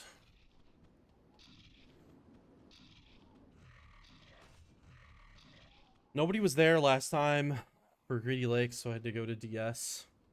For the boss you're talking, or for like a party?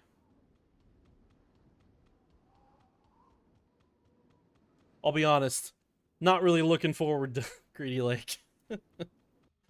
I I'm glad that we included it back into the game because it had so so when I first got the PTEU, there was a joke um that nobody ever went to Greedy Lake because it was an unused map. And so on my stream, I used to there was a time period where I ran a clan called Greedy Lake Travel Agency, and I would sometimes on stream do tours of Greedy Lake as a joke, because there are some funny things in the Greedy Lake map if you look around. My favorite is the hexagon wheeled bicycle. Uh, so that was something I used to do on the stream because the joke was, that map never gets used for anything. So during one of the seasons, I think season 4, we brought it back into the map rotation. I'm happy if we could get rid of it. I really don't like those levels.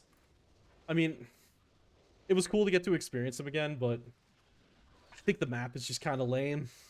Well, okay, let me put it this way. I don't think the map is lame. I think the monsters in it are kind of lame. They're not very fun. So I'd be cool with removing it from the map rotation, but that's gonna take some work now that we haven't done. So we'll see what happens. It's one of those things where I think every season comes around and we're like, yeah, we should probably do something about that. And then we get so into all the other development stuff, we kind of forget about it. And then the season starts up and we're like, ah, shit, yeah, that's right. Yeah, we should probably do something about that. And then repeat infinitely. Like, I wouldn't mind getting Forbidden Land back into the rotation. If we moved DS back up to 65, added Forbidden Land at 60, I think that could be cool. Or Dun 3. Getting Dun 3 back in the rotation could be really cool, too. Oh, yeah. Probably just going to need to... Honestly, it's probably just down to somebody just doing it.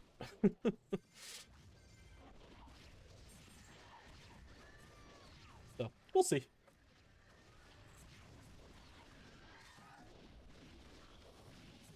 Yep. Just poured water all over myself. Good job. Good job, Ash. Which mix are you running on the new bow? I'm not. Actually, it's clean. Um, yeah, I haven't been mixing anything yet. I don't know. So we added Soulbound if you mix rare or higher items, or age rare or higher items. So that way the market just doesn't get full of like previously aged up items, and then people don't have to do anything themselves, and those just get shifted to more and more people. Anyway, it's supposed to make the economy a little bit more alive. But something I hate about it is it means I can't pass down my item to somebody else. And I really like doing that. So how I'm playing kind of now in this season I've noticed is I'm taking the damage loss. I'm taking the defense loss. I'm just taking the hit, and I'd rather take the hit to myself and have the opportunity to pass it along than get the relatively small boost that it would give me. If I was using an uncommon item, which I haven't for a while, then I would probably, because those don't become soulbound. I'd probably just do, at this point in time, the basic murky mix. I think that's what, +4/+4. And I'd probably do the whatever gets me more crit percent for the since AoEs can now crit is more important than it's ever been. So I always focus for damage rolls always on crit. Like, I don't care if it gives me MP instead of HP, totally fine. Because crit is what's more important than anything.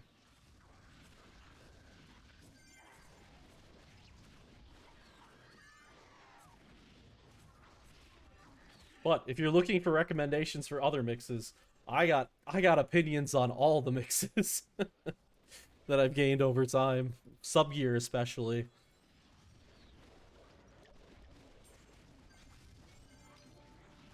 And armor and shield mixes. I have a specific choice that I like for each one of them for the leveling process. I tend to not do much aging during a season.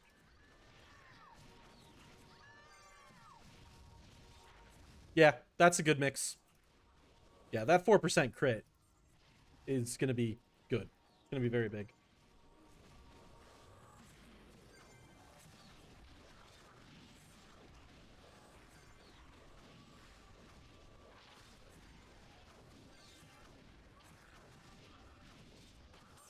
Starch robe. Like, one of the few mixes I have done on this character is I did an MP mix on these boots.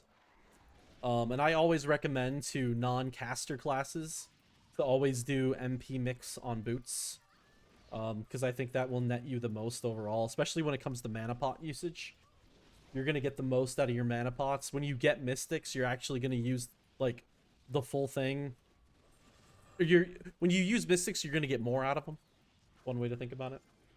So, I always recommend an MP mix, unless you're a caster. If you're a priestess, a shaman, or a mage, you have no reason to take more mana, so don't bother. You'll be fine. Oop, trance. Thank you.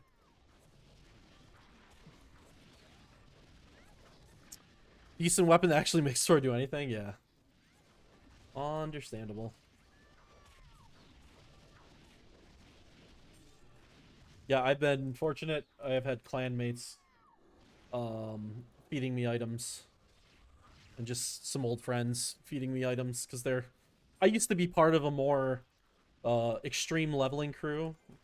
Like, for example, season 1, 2, and 3, my group, my party, would be the top team on the server after night 1.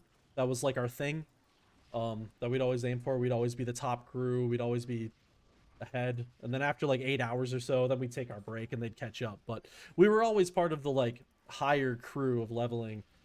And I had to leave that eventually because I couldn't compete like that anymore as a developer. It just wasn't... It didn't seem right to me. I need to be more of just a casual player if I am going to play.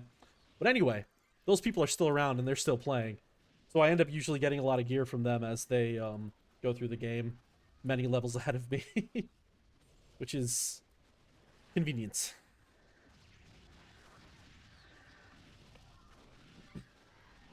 Though, okay, another idea. Full-time dev or a side gig? This is just a side gig. I don't even get paid for it. I just do... This is purely a volunteer, for the hell of it, hobby thing that I do. I don't even really want to be paid for it. Because I just want to do... My thought process for PTEU development has always been, I want to develop things as what I want as a player. And, like, what I think is good for Pristontale as a whole, and not necessarily what's good for Pristontale EU as a whole. My interest is in Pristontale, not Pristontale EU. And that's why I don't want to be paid. Because I feel like that would potentially sway my decisions. But anyway, yeah. So I just do this as a side thing. My real job is engineering. Oh, hey, thanks for following, Pristontale EU. Hey, who are you? How has the Pristontale EU account never followed me? What the hell, Chaos? That's really funny. After all these years, how did the PTEU account follow me?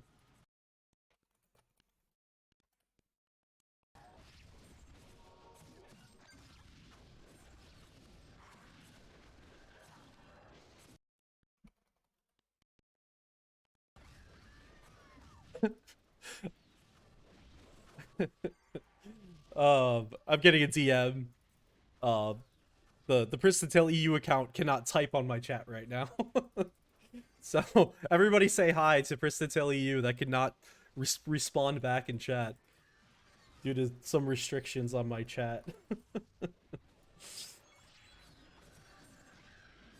It's funny.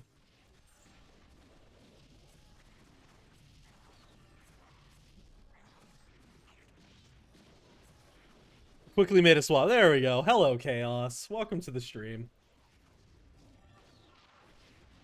Welcome back to the stream. One of my longest time viewers. I still remember I don't know, I had been streaming the game for like a week and then you just popped in chat. I was like, oh, hello. I didn't really understand how the server really operated in those days, and the last thing I expected was the server admin to show up in my chat. I was very surprised by that.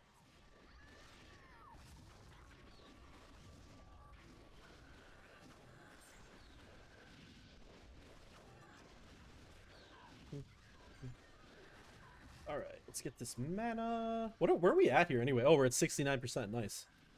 30% to go. And then we will be 65. Ready to go check out the greediest of lake. When we get to Greedy Lake, I'll show you the hexagon bike because it is my favorite thing in the world. If you haven't seen it before, you're truly missing out. One of the beautiful things about Pristontale is they couldn't model circles.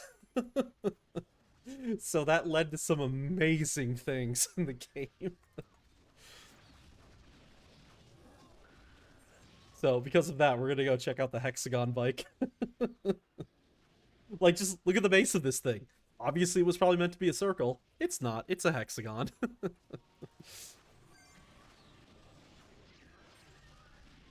I don't know if it was limitations in the engine or performance related. Probably performance related, let's be honest. Because of what kind of computers this game was meant to run on, right?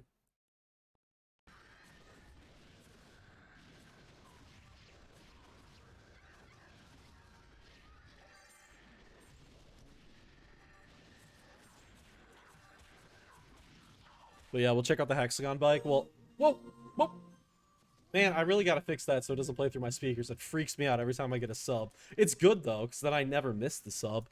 Chaos, thank you so much for the subscription. 9 months. Thank you, thank you, thank you. Much appreciated. Does that mean you get a new badge? Oh, no, because you got a founder badge. Never mind, you don't get a new badge. I feel like 9 months is a new badge. Not that my badges are anything special. They're literally just recolors of the same thing, but... yeah, that thing. My flame logo. Hey, I finally added new emotes, alright? I said I would do it forever, and I finally actually did it. Yeah, Chaos, now you get to use the PTEU emote all over Twitch.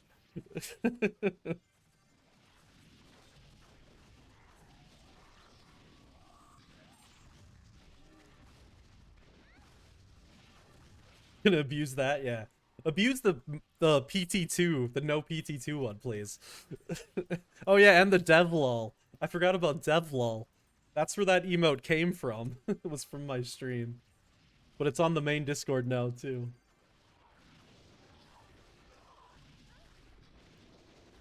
I'm proud of how devlol turned out. I had this stupid idea in my head. I was like, the divine is kind of at an angle.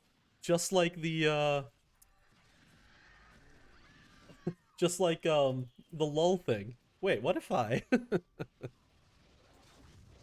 does PT2 even have private servers running? I believe there's one. Let's PTEU, I love it. Yeah, I believe there is one. Well, yeah, the only server right now. Because the original, like, real PT2 is done. So the only server that's running is a private server. PT1 outlived PT2.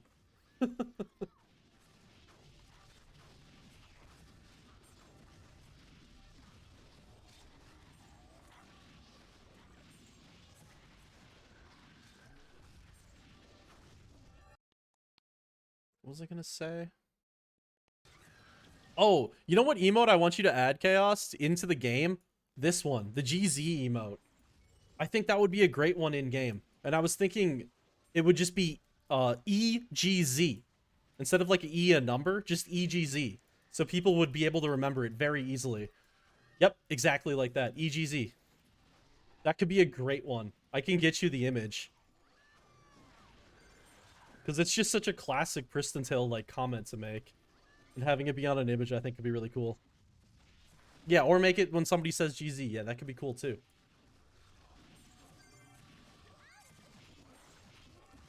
I just love the idea of like really emphasizing that part of our like what PT culture, I think you could say. Like GZ is part of that like PT-ness, right? That's a terrible word to use, but that PT like culture that we have. And like really emphasizing that I think would be cool.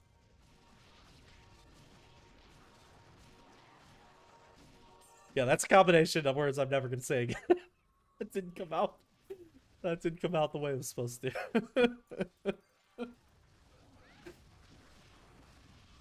I'm just kidding. I will say that all the time now. It's hilarious. Wait till our next dev call, Chaos.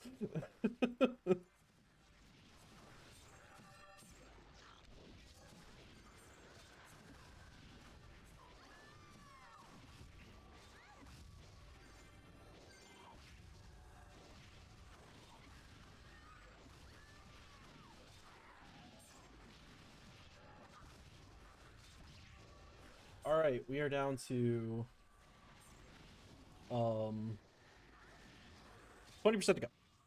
Let's get more pots because I keep running out of pots. Unfortunate problem to have. I definitely don't run out of health pots. Haven't had any problem with those.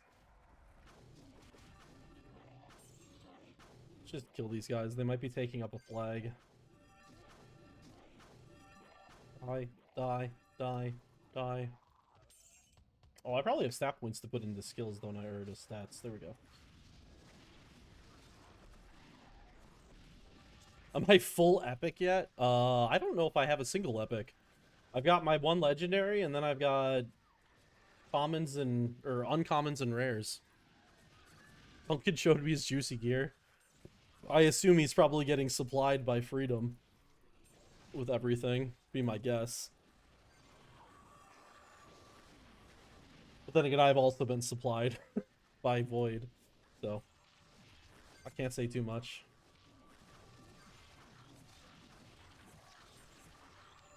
Twisted or Link Jab. All right, I can let them know that I'm looking for that. What's your in-game name, Sonho? Guess I need to get a hold of you. Yara. Okay.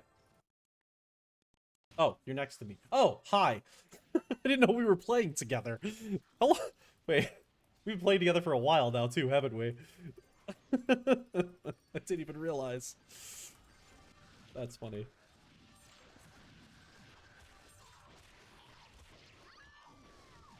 We did play back at launch also. I didn't remember.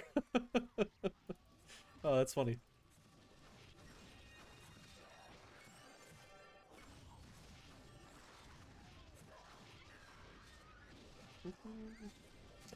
That like first 24 hours with this character is such a blur in my head. I just like wouldn't stop playing. Because I really wanted to like catch back up after my failed first attempt at a character. Well, it wasn't a failed first attempt, I just lost interest. I just wish I would have lost interest a little bit earlier than level 55. Let's see, can I get that mage staff? Yoink.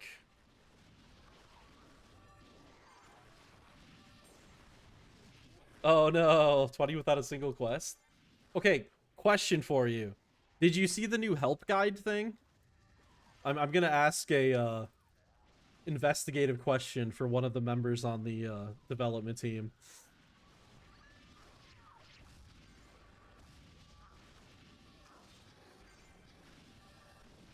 Because yeah, I mean that's not an uncommon thing to have happen, but the hope was this season with all the new help stuff, I'm luring on you as you're typing to me. That's probably not a good thing to do.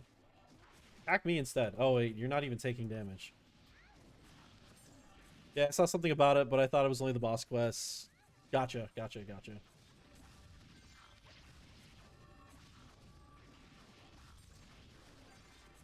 Yeah, our goal is to like, because the original game also had a low level quest line that started with that person, but it was added later on.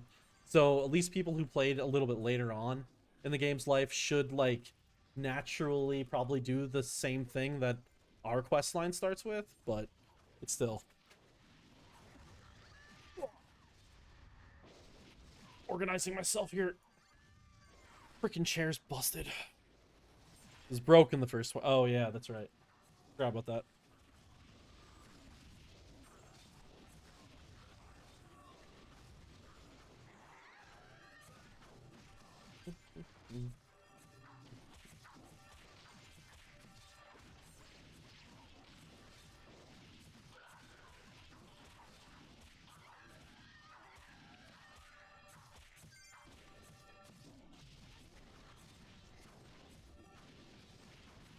A lot of returning old players. Oh yeah, I mean, this season we've definitely seen a lot of new people, but usually there's a few people, returning from long ago,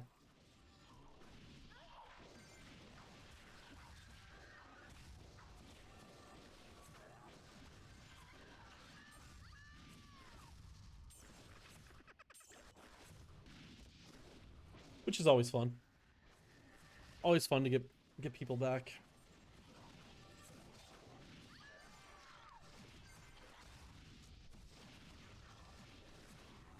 All right, 89%. Soon. 10 more to go.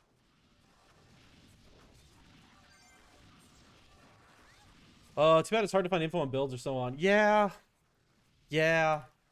It is really unfortunate. Like I love Discord. I do for a lot of things. It's really great. It's fucking miserable for build stuff. It's just miserable. You need a forum system in order to have builds. It's not a discussion thing. And yeah. So, if we could use a different system for that, it would probably help a lot with finding builds, but also the world of builds and stuff has kind of shifted to like YouTube, right? When I make build content for YouTube, that video will get 10 times the views of my standard content. It will demolish my standard content. Because there's just such a big market out there for it. People want the build guides. And I'd love to make more of them. I've always intended to make more, but I just always lose like my motivation.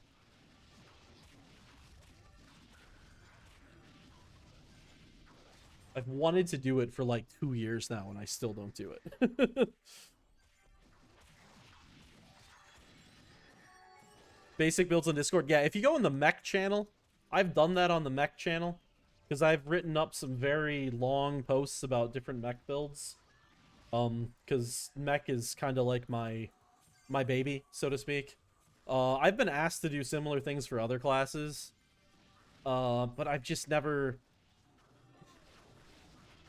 The one of the things that I don't know.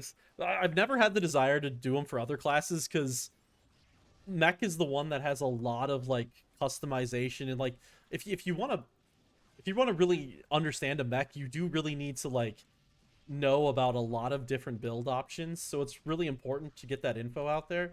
But a lot of the other classes, it's like there's one build, maybe two builds, and it's pretty simplistic compared to mech, I guess. So once you know what it is, then it's like, okay, we're good now. But obviously the problem is getting people to know what that build is to start with. So I don't blame people for not understanding. But those classes just don't have as much interest to me. Because they just don't have as much to figure out. Time to sleep? Alright, have a good one, Chaos. Thanks for stopping by, and thank you for the sub again. And yeah, talk to you tomorrow for development stuff.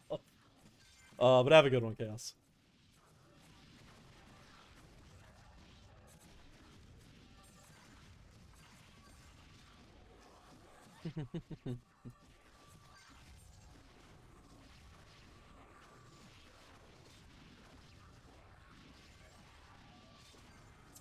$95%.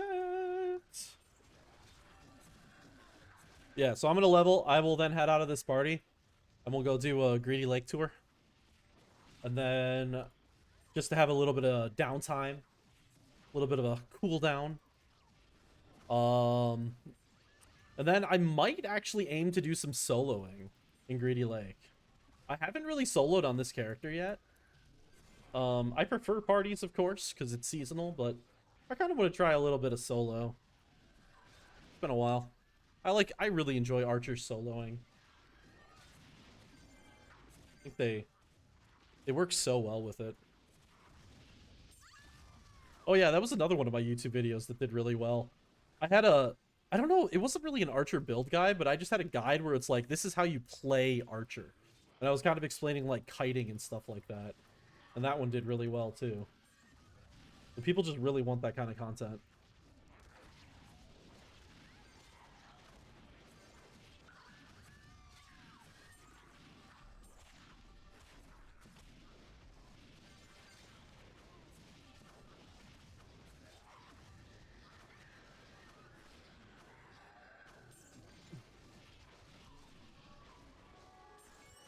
Next week YouTubers want to pick us up properly for PTEU.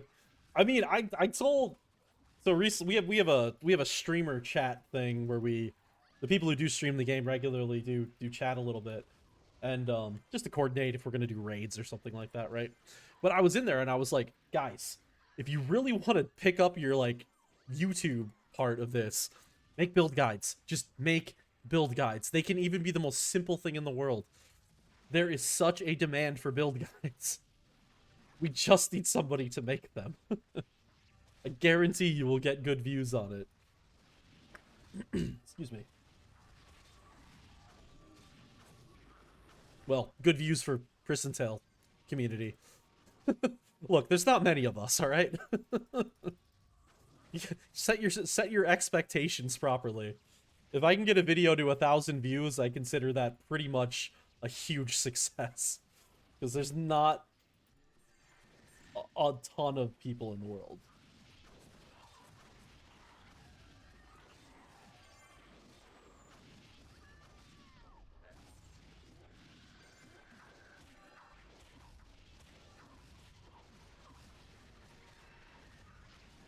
Oh, I just leveled.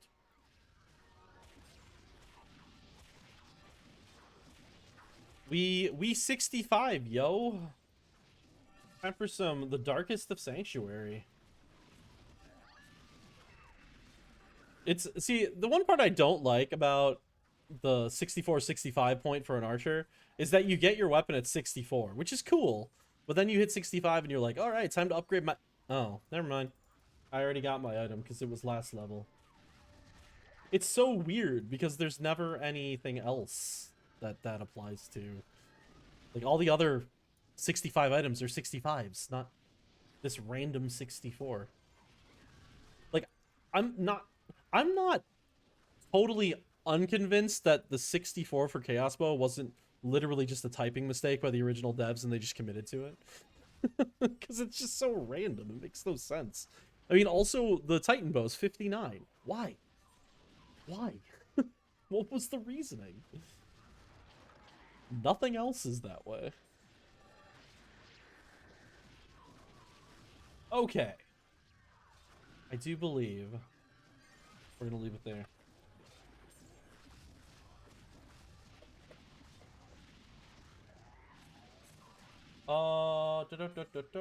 Leave party.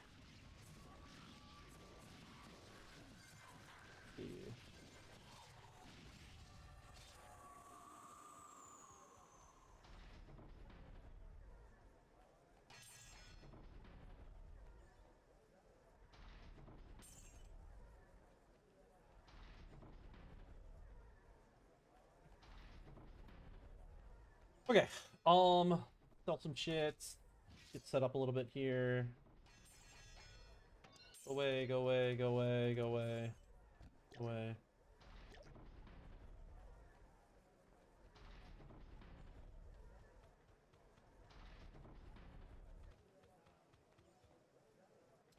Let's go get the boss cube before I forget it. Helsing, go away.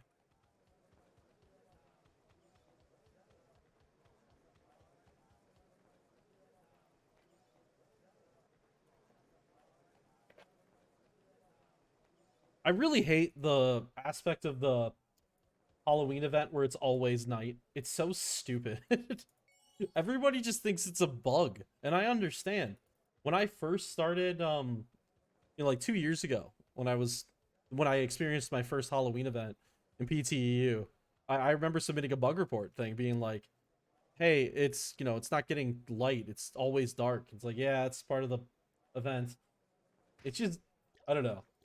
It's so abnormal. It doesn't really make sense to exist. Okay, let's stack these pots, huh? Your house is becoming a nightmare.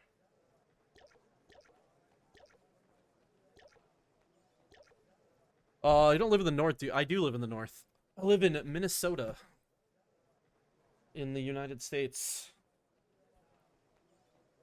The United States version of Sweden, essentially. It's where all the Swedish people move to.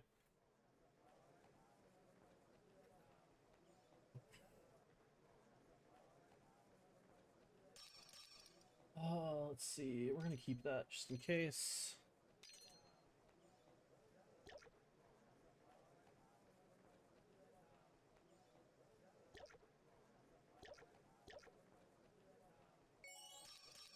Turn those away.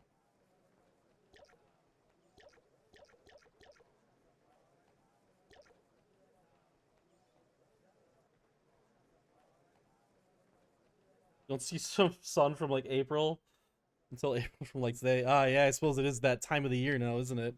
I don't live that north. Like, so that's see, the worst it gets for me is it'll be like 8 a.m. It comes up and it goes down at like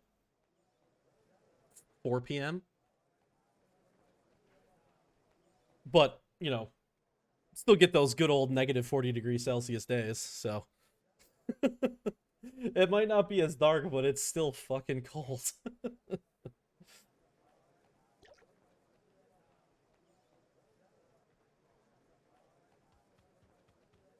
Let's see here. Got that away. You got Aurora. Oh yeah, we get some Auroras. Seen them a few times. Not super common. It has to be a pretty good one to see it, but I've seen them plenty of times in my life. Okay. Oh, I should get some. Okay, I need to drop off these health pots. I have way too many. What am I doing? I don't need 200 and some health pots. I think I'll be fine.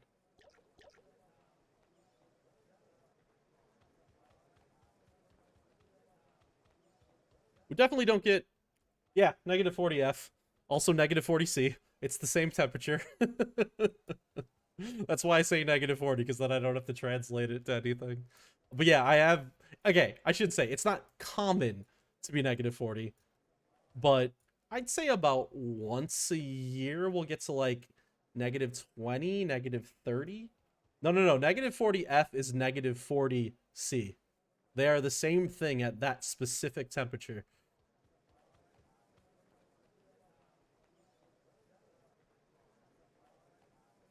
And only at that specific temperature are they the exact same thing.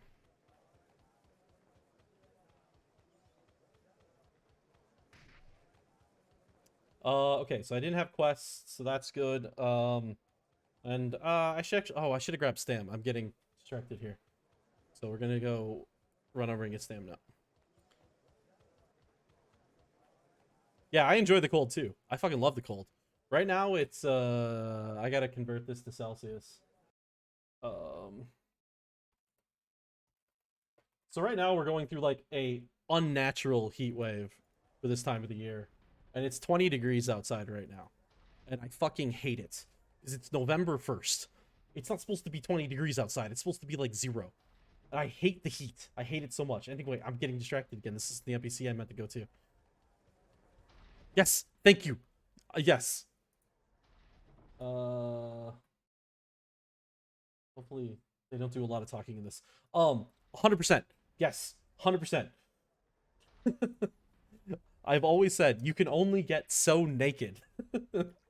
You can always put on more layers. You can only get so naked. I will take cold any day over heat. Any day. I hate the heat. I could not live in a warmer climate. I just couldn't do it. Like I've gone to like Texas in the US before, which obviously in the South there, and it gets fucking hot there. And I just can't handle it. But yet at the same time, it's so funny because you like go down there and it can be like weather that's, I don't know, close to what I have right now. And they'll be like wearing sweatshirts and stuff because they can't handle it. And I'm down there like freaking shorts and t-shirt. Let's do this. It's all about what you get used to, huh? Uncommon and rare sometimes have suffixes. Why doesn't all of them? Rares should always have an affix and suffix if it's a sub gear. I think they have to get it. Uncommons, there's a chance that they won't get it. Let's kill this stupid bear. Jerk.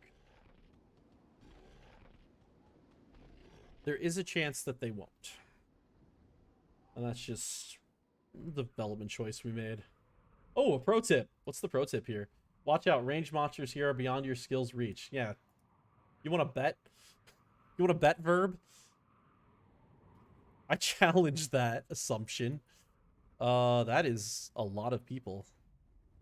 Well, I'm definitely not getting into that party. Let's see. We got a red spawn. Okay, we got a single red. We got a single red. We got two yellows that are awkwardly positioned. We have a height difference here, and we have two that are also height differenced. Best bet is probably going to be this one. But let's go get some skills. Oh, I didn't pick up the solo queue. Damn it. One more second. I literally am coming here to do the solo queue, and I... Oh, did I pick up the solo... No, I have the Dark Sanctuary one.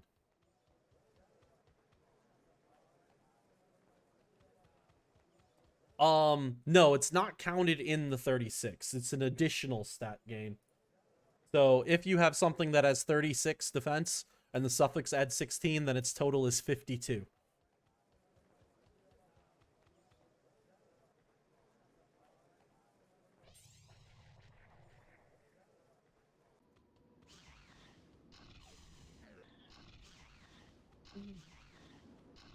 Song. Stupid bear. Give me all your gold, jerk.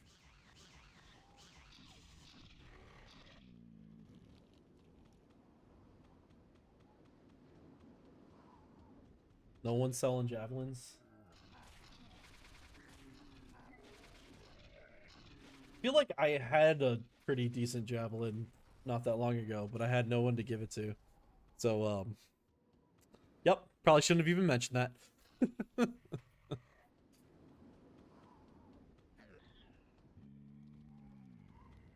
Hey, I'm just seeing all of these bears as I walk through Greedy Lake, apparently. Hey, I finally got a lantern. And it gave me a teleport core. I mean, that's fine. Not sure rubbing your face is just rude. Yeah. Rude. We're just gonna go with rude on it. Oh man, this is reminding me now. That rotten lantern. So the first year that I was here in 2020, I really I did a lot with the Halloween events. I had 3 mechs, and each one of them had Spark Shield. And what I did was I camped them in low-level maps in the hell spawns. And I wasn't AFK playing them. I was watching each one of them constantly. And they were using Spark Shield to passively kill all the monsters. And I farmed so many Halloween event items. To this day, I still have like an unlimited amount of teleport cores on a mule, basically. Not to mention witches' hats and stuff like that. I have so many of them still. I just forget to use them. I don't even grab them most of the time. So there's a pro tip for you. Farm the Halloween event. Oh, it's the hexagon bike. I forgot. Let's look at the hexagon bike, shall we? Look at that beautiful 2-seater. That beautiful... Oh, gosh. Get out of the way, Tree. Tree, you're gonna make us all sick. That beautiful, beautiful 2-seater hexagon wheeled bike. It's gonna be a very uncomfortable ride. 10 out of 10 would ride. It's gonna be you're gonna be in pain after this ride.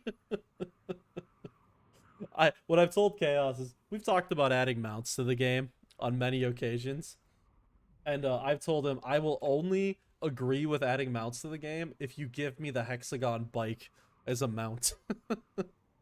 If you don't give me that as a mount, I don't even want to hear it.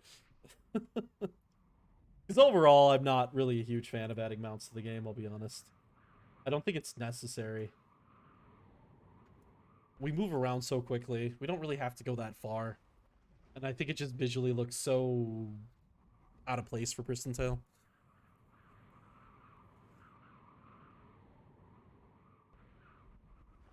Alright. Let's do this, shall we? I have not done soloing. And I'm still rocking level 1 perforation. Which, maybe I should stop doing that. Once I do level up my skills, I'm gonna feel like a freaking god because I haven't leveled anything up yet. We need to get over here. Yeah, there's definitely some ranged mobs here that are gonna make this really unfortunate from a kiting perspective. These mummy lords are gonna really mess this up.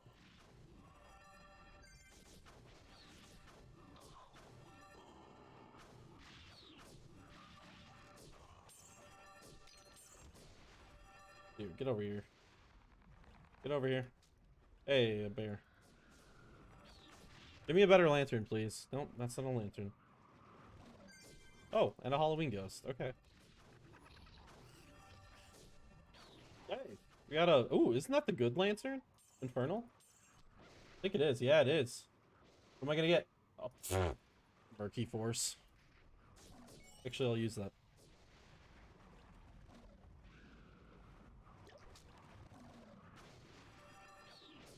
That's actually not that bad. I mean, typically that's not great, but at this point in the game, that's actually a decent grab. I can use that.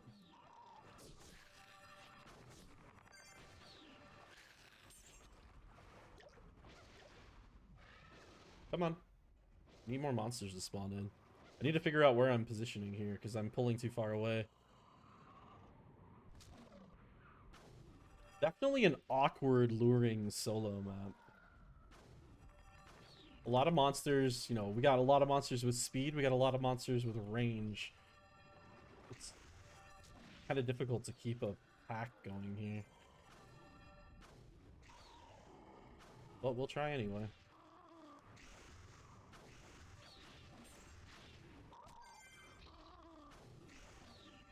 Yeah, I might go level up. Now, the problem is if I level up perforation, I gotta train it. Oh, hello, 2 blues.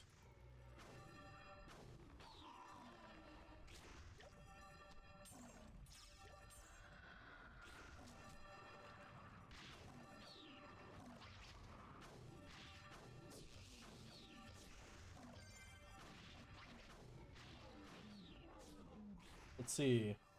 Well, I got an archer spec blue bow. If only it would have been a javelin. You guys haven't added a character select button. It's too complicated. With our current code base. So the way Pristontale EU works currently is basically it is literally a hack of the original game's client. We just inject code into the original game's client for our customizations. It's basically the way that private servers originally did their stuff. Over time, a lot of private servers has evolved over to what we call like a full code base, where they literally have like the whole game recoded, so they have control of everything, the entire source code. Because there was a source code leak in 2012, and so they could reference that to basically rebuild the game. We're in the process of doing that for ours, so we no longer have to use the hacked client. But once we do that, then we will have the capability of doing stuff like what you've just explained there, the character select. But currently it is way too difficult to do something of that nature. It's what limits us in a lot of ways.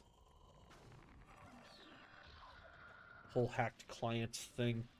It's also the reason why it reports a virus, sometimes for some people, because it is, but it's not a malicious one. It's just it's a virus to inject into the PT or into the original Pristontale code, so that we can run the server. So it's not malicious, but that is why um the virus detection stuff will set off sometimes.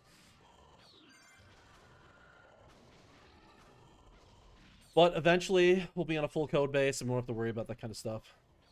I mean, I'll be honest, I don't really even understand it too much. That's not my thing. I used to, like, I tried to be a quote-unquote... I used to be a... I used to try to be a developer. Oh, like, when I say developer, I used to try to be a coder on the game, and it was too much for me. It was over my head. I'm not, like, classically trained to code. I know how to code, and I've done it plenty of times, but I'm not a coder. So I eventually just said that's not my role anymore, and now I just consider it game designer instead. Because honestly, I say these things, but I don't truly understand them either. I just say what I've been told. And I'm probably wrong.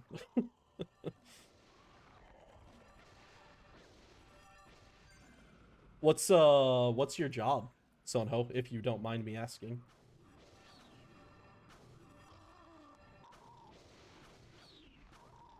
A doctor. Oh, cool. Cool. Yes, I would also say that sounds advanced and hard. That is very cool.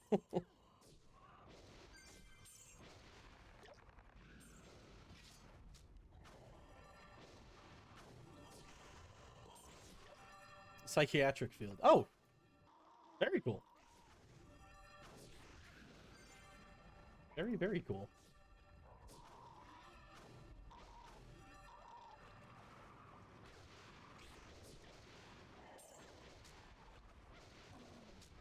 Ah, oh no, oh no, I used my single target. Okay, we pulled out of it. Yeah, that is a world of, you know, training and things you have to do that I I I I spend, like, I try to understand a lot of things in life. Just like in general, I like to kind of just have a little grasp of everything. And that is definitely something I would never ever because obviously that sounds really difficult. What do you win from the hourly thing?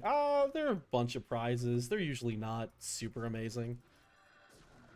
Sometimes it can be like, I don't know, like a couple hour XP pot or something. I think you can get at like the best. I don't know. Somebody would have to tell me what it is. I usually just get like Raiden forces and they're worthless and I throw them on the ground. But I know there is some good things you can get. Or like hour-long third eyes.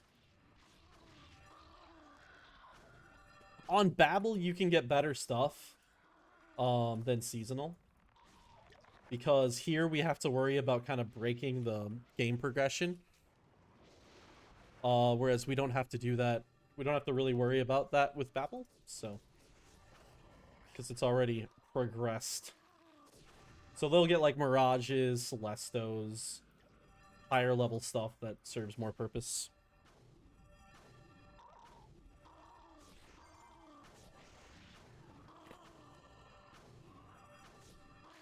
Okay, I can get behind this drum and bass remix. I like this.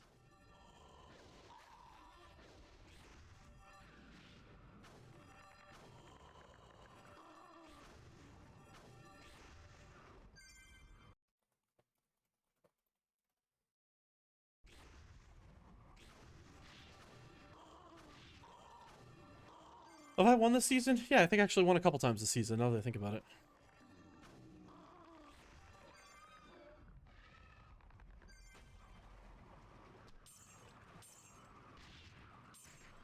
Let's see. Nope. Nothing interesting. How's my solo queue doing, huh? Where we at? Oh god, we're only at 82. Alright, making some sweet progress here.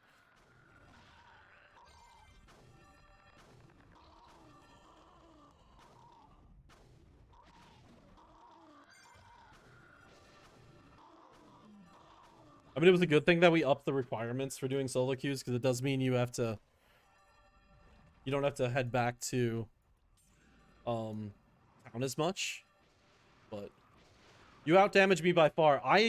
It might be because of my peer build, because of the way peer builds work now.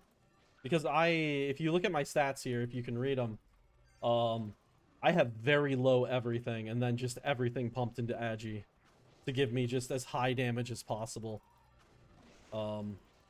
I keep meaning to do a little explanation of how peer builds work now.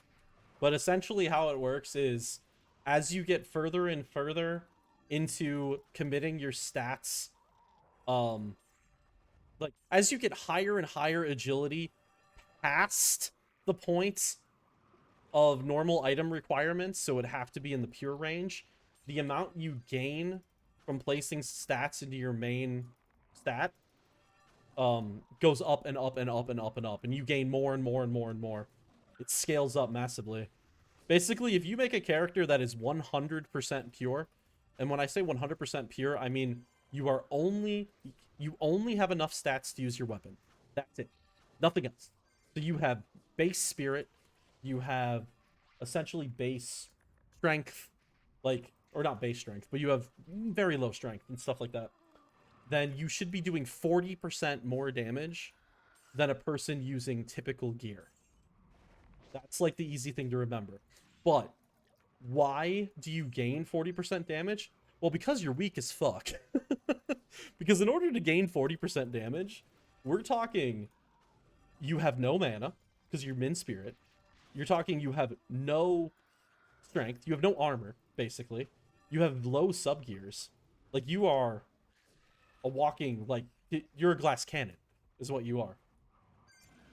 So that's how it balances out to make it work. The reality is nobody's gonna really ever do a 100% pure character, so nobody's ever really gonna get the full 40% buff. But they will get, like, if you do a half pure build, which I think is pretty normal for people to do if they're doing pure, then you get a 20% buff, or roughly somewhere around there. So it's still good. It's still enough to justify how much weaker you're making your character in many aspects, but you're increasing your damage greatly. So, at some point, I do want to make a video further explaining how pure builds work in the modern Pristontale, because I think without really, like, understanding it, not many people are going to try for it because they'll just assume it doesn't work. But no, it was redone in a way very specifically so that it will work.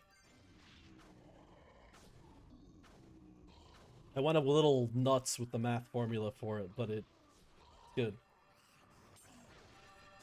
I would make I don't know, maybe. I kind of would make the claim that probably our character attack power formulas are probably the most advanced ones that have ever existed based on what I know about other servers. Just to try to, like, take into account everything possible. So, whether that means they're good, I don't know, but they're complicated. Complicated doesn't always mean good.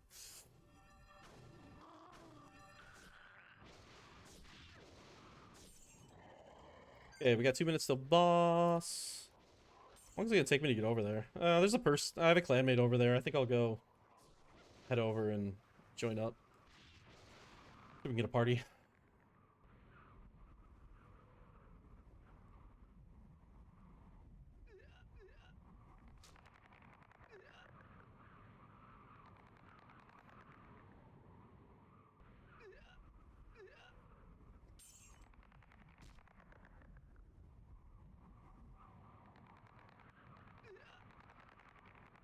I was gonna ask for a party, but I see he's using a level 75 axe, so I'm assuming we can't.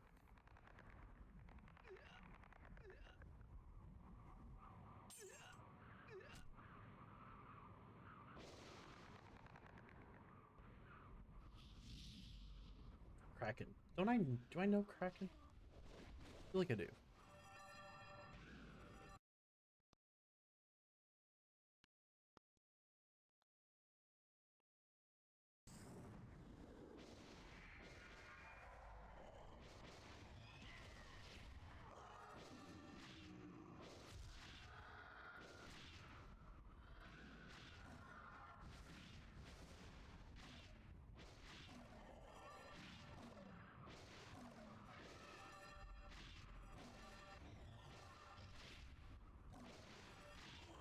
Can I invite him? Level difference.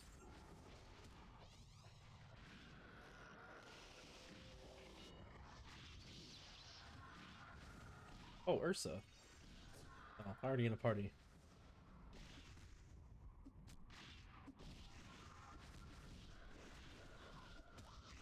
Is this just the other party? It is the other party. Okay.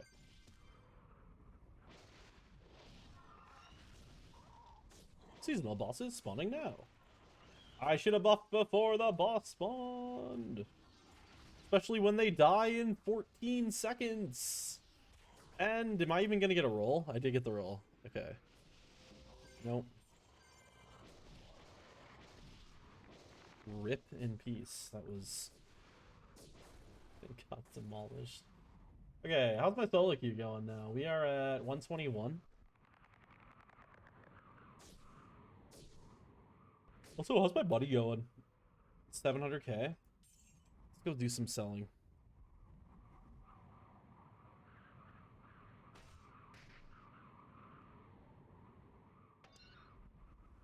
Phantom, no.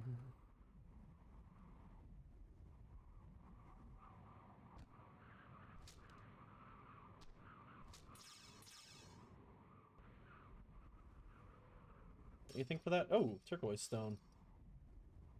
Interesting.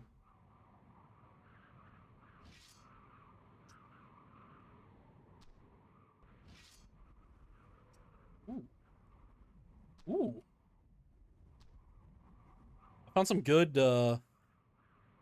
I found some decent, bracelets. I'd have to respec them, I think, to get them to Archer spec, but, damn it. Stop moving my mouse. I think I could use these, though. They add block. Oh, they don't add damage. Can't you get damage from bracelets? Yeah, you can. They're almost, like, perfect for my build. If they had damage. Oh, well. We'll keep them as, like, an option, but I don't think they're good enough.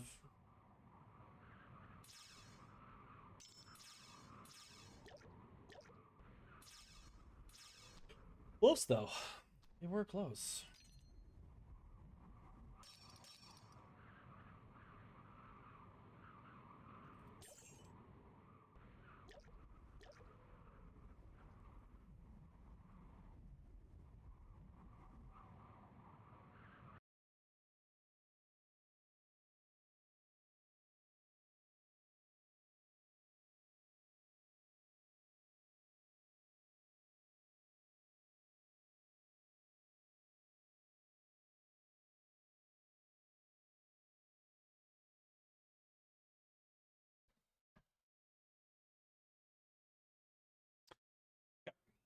Um,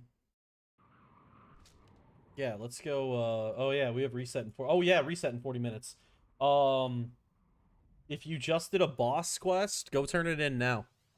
So that way you can do it again tomorrow. Don't get screwed over by forgetting to turn in your quest.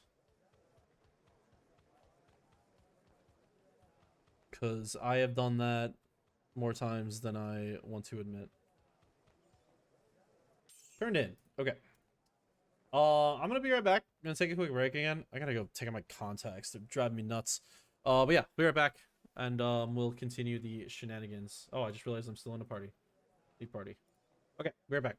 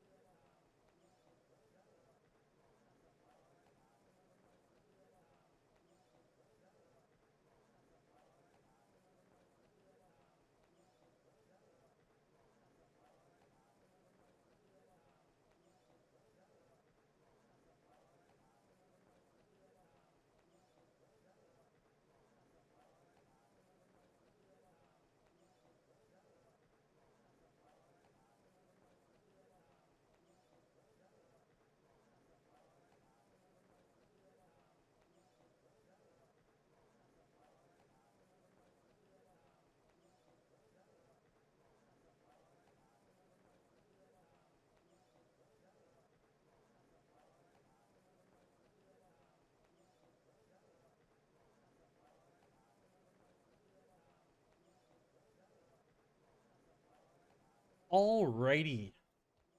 Are we ready to keep going? Let's keep going.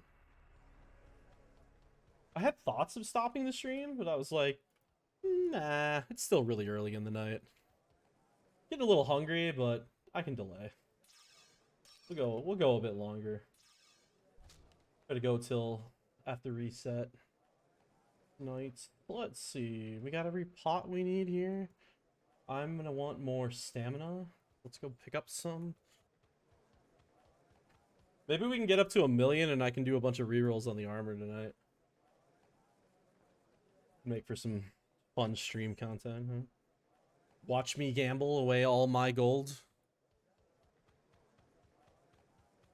Either I get something good and we all celebrate, or I get constantly stuff that's bad and all of you celebrate. But in the end, there's celebration to be had. I think I'm gonna, well, let's see here. Let's go try Greedy Lake. We'll go head back to GL. Oops. I'm gonna see if I can get a party. I don't really feel like soloing anymore. Like, I don't mind it. I just, you know, there's a reason I play Seasons, and it's to not have to solo all the time. So, let's see what we can get a hold of. Do I have any Mystics? No. If I had any Mystic Crystals, I would have dropped them for them. Oop. Oop, oop, come on, come on, come on.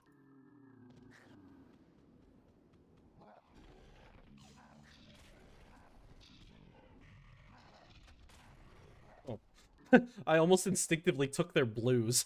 I was just like, ooh, blues must pick up. Yeah, no, that's not what you're gonna be doing, Ash.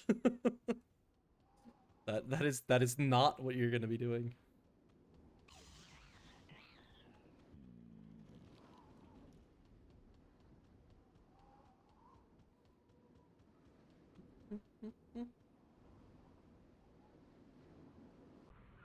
Alright. Can I get into a party this time? Who's down there? Kraken's down there, and that group looks to be full. I think it's 5. But I'm gonna guess that there's a 6th somewhere. We'll find out shortly.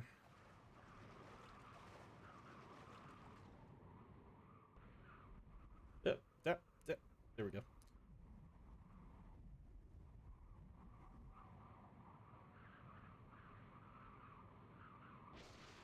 Come on.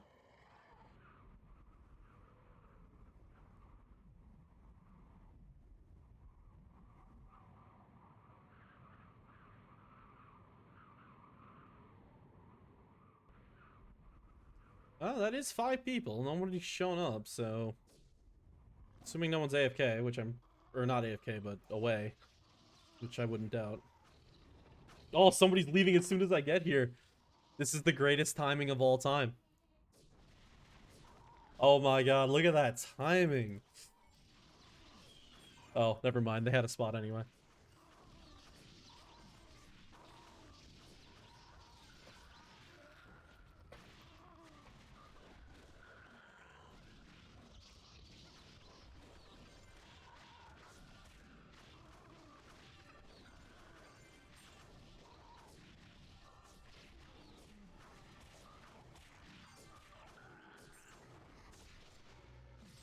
Sono, if you're still around, we have a spot in this party in Greedy Lake if you want to join up.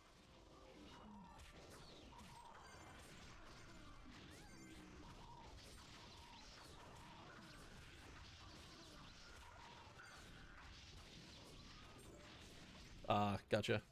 Duncan! Thank you for the raid, bud. How was your Pristontale EU evening? Oh, and hello everybody who was watching Duncan. Welcome to Pristontale EU from another perspective. It was good. What level are you up to now, Duncan? I tuned in a little earlier. I saw you were in CT1. Doing some soloing. 67 to... Oh, shit. Well done, Duncan. That's a good day. Almost completely solo. Damn. Well done. Well done, dude. How you liking Fighter so far? Still, tank FS is busted. It's got its abilities for sure. I barely ever go below half L. It's that life leech. It's that life leech you do. Hit like a fucking truck. Yeah, definitely I've heard that fighter does some damage. Hello Darkman Nisia. I just butchered that name. Let's go with it.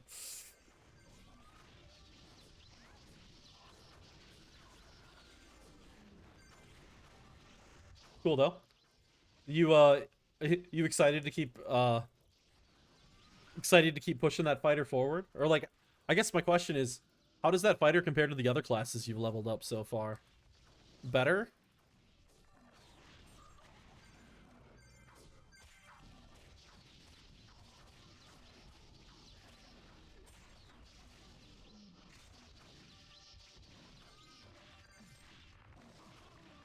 So I honestly, when I saw fighter, the pike is just fun because it was my first ever class back into yeah. I mean a lot of people can say that. Fighter seems extremely strong this season. I think I don't know. I'd have to I feel like it's definitely performing well. Um and it might be performing like pretty good. I don't know if I would say it's out of balance because, you know, there's one thing about the fighter. It's like, oh man, these damages are so high. But the thing about fighter is they can really get into their really high damage single target stuff really early compared to other classes. So I think we'll see as time goes on because the single target damage overall across the board is like 20% higher than it used to be or something like that. I can't remember the exact value. But like this season just has single target damage just scaled up yet again. So we'll see. We'll see as we continue. But I honestly thought fighter was gonna be pretty meh. But I think that's proven to be very wrong. Zekrom is stupid. Yeah, I mean Zekrom is stupid. But just like how Chain Lightning was super stupid, it's that 12-second cooldown. That's what balances it out, right? Like it hits so hard, it like wipes the spawn. But then you gotta wait 12 seconds. You gotta do something else. Yeah, and that's what I kind of love about it. If Swordblade scales with attack speed, ass will be strong. Yeah, yeah. Yeah, it's unfortunate about the Swordblade not scaling. That thing I checked last night. Um, but yeah, we'll see. We'll see what ends up happening with that.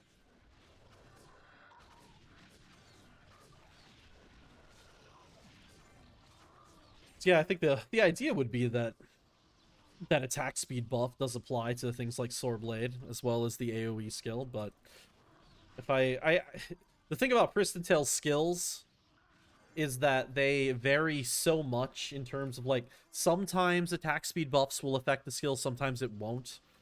I don't know why, but we have to basically like rebuild a skill in order for it to affect it sometimes, and it's just so annoying.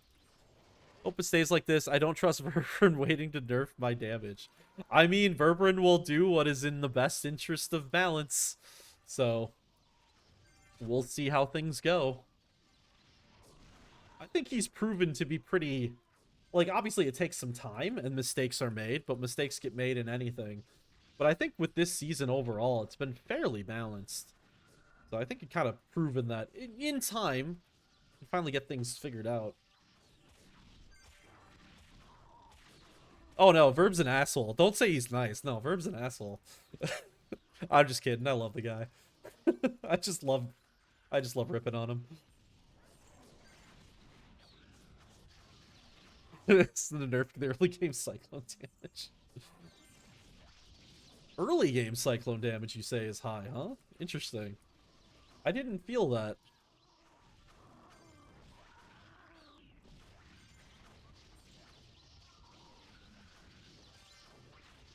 Early it's super strong. Interesting. Because I was partied up with some fighters for a while, and I never really felt like their cyclone was doing...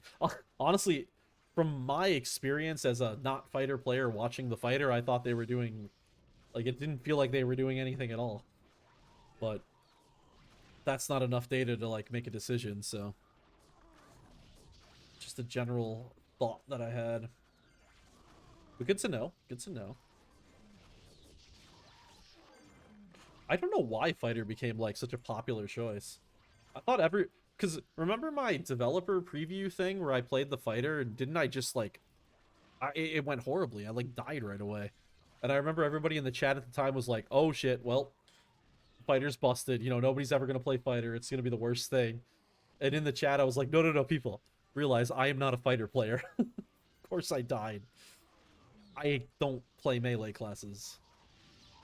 I don't know how to play melee classes. Like the idea of running in and purposely tanking stuff just like drives me crazy.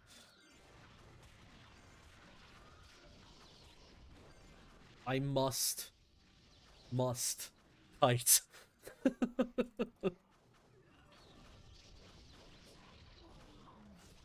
Bear. Die, bear. Give me a lantern, please. Nope.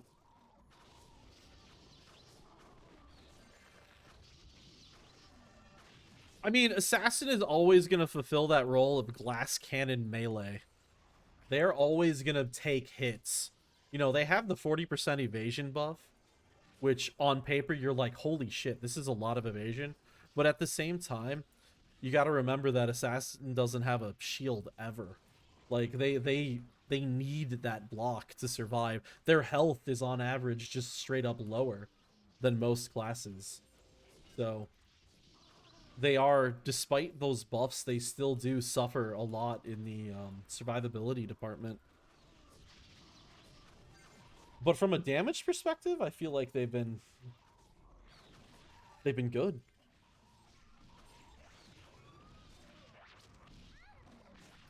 When it fails, it's one shot. Yeah, that's one of the downsides. Well, yeah, Duncan, there's literally you can't make any health comparison to a fighter because a fighter is meant to have high HP. You're supposed to have that much. You have a skill that does it for you. Um, yeah, so evasion and block chance is something that in season 7 we're hoping to kind of redo in the game a little bit. Take a long look at it. Because of the randomness aspect that you bring up. Like, yep, okay, I'm blocking 40% of them, and then all of a sudden, you know, one gets through and I'm almost dead. It makes for not great gameplay. Jesus Christ, my phone is going nuts. Holy shit. Sorry, 1 second. Good God. Okay. I've never seen so many notifications on my phone. And they were all pointless. What was I saying? I don't even remember what I was saying now.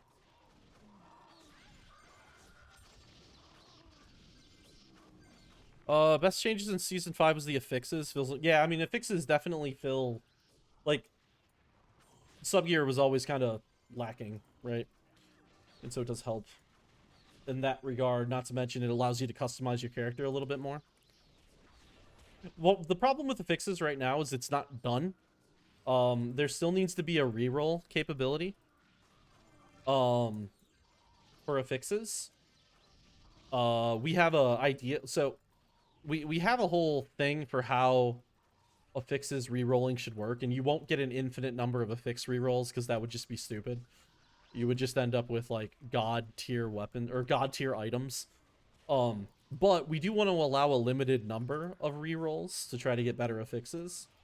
And we have a system designed and like almost fully coded, but it got delayed because one of the developers decided to have a kid. And so we haven't been able to put it out yet. Someday. I really hope to get that out there because the fix system was never supposed to exist without that re-rolling system. But now it's existed without it for like 6 months because of that. It was Iron. I believe he announced that. Yeah, he announced that publicly. So it was Iron who had a kid.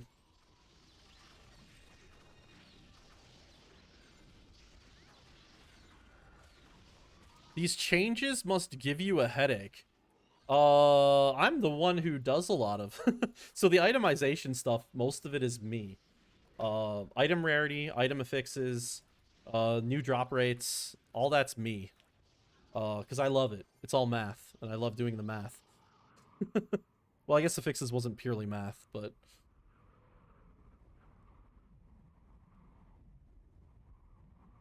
Let's see. Pick that up. Pick up that. So affixes have a funny story within the history of PTEU. I I brought them up as a suggestion for something to add to the game, like probably over a year ago, and I didn't get much traction. Nobody seemed very interested in it. So I just went and did it. I just made it. I was like, okay, well, people don't believe me that it's going to be interesting, so I'll just make it. And so I made it, and then I showed them, and they're like, oh yeah, this is cool. And then we agreed to like put it in the game. Um, but it's a fun little history. I just did it as like a side project because I thought it'd be cool. I did all like the design of like how it shows on the item and all that stuff, and I got it basically to a finished state. And then we did the green light. And then item rarity's inclusion in the game was actually because of because we wanted maps to always drop the highest tier item for that map. So like DS or Greedy Lake right now, level 65 items should drop here. So we wanted to do that so that you didn't have to depend on higher levels getting you those, gears. But at the same time, we needed to ensure that a market was still kept. Because if you do that and there's only common gear, you're basically going to destroy any kind of market that the game has. So the addition of rarity was designed to continue there to be a market. So you can use commons of the, your tier item, but those uncommons exist out there, those rares, those epics, and they give you that item that you can still sell in shops that people are going to want to get while still being able to at least use the highest tier item relatively easily. So that was the whole motivation behind item rarity. It allowed us to fix a problem that Pristontale has had since day one. How do you have items that are both junk items and items that you need? And the game never really made much sense in that regard, right? You needed 3x items to drop in DS because it was the only way you'd have stuff to sell, and like it was a fix that needed to happen. Dev is motivated to do something makes them the best things ever. Last season, Iron played a ton of seasonal play, and out of his play, we got so many cool new features because he would just like play the game and he'd be like, this annoys me. And then he would just go code it. And then we'd add it to the game a week later. Like, it was really cool. Just like every week, it was something new just because he was playing. And he had the time. And he just was like, he had the time, the motivation, and was playing. It was really cool. That's how we got buffs shown on your character. That's how we got the bigger chat window. That's how we got, so when you link items into chat, it will now show you like the rarity and the spec. All that came from Iron just playing a season. They weren't things we had plans to do, or maybe we did, but they weren't really ever going to happen. But this buff CD is game change. What do you mean by that, Dark?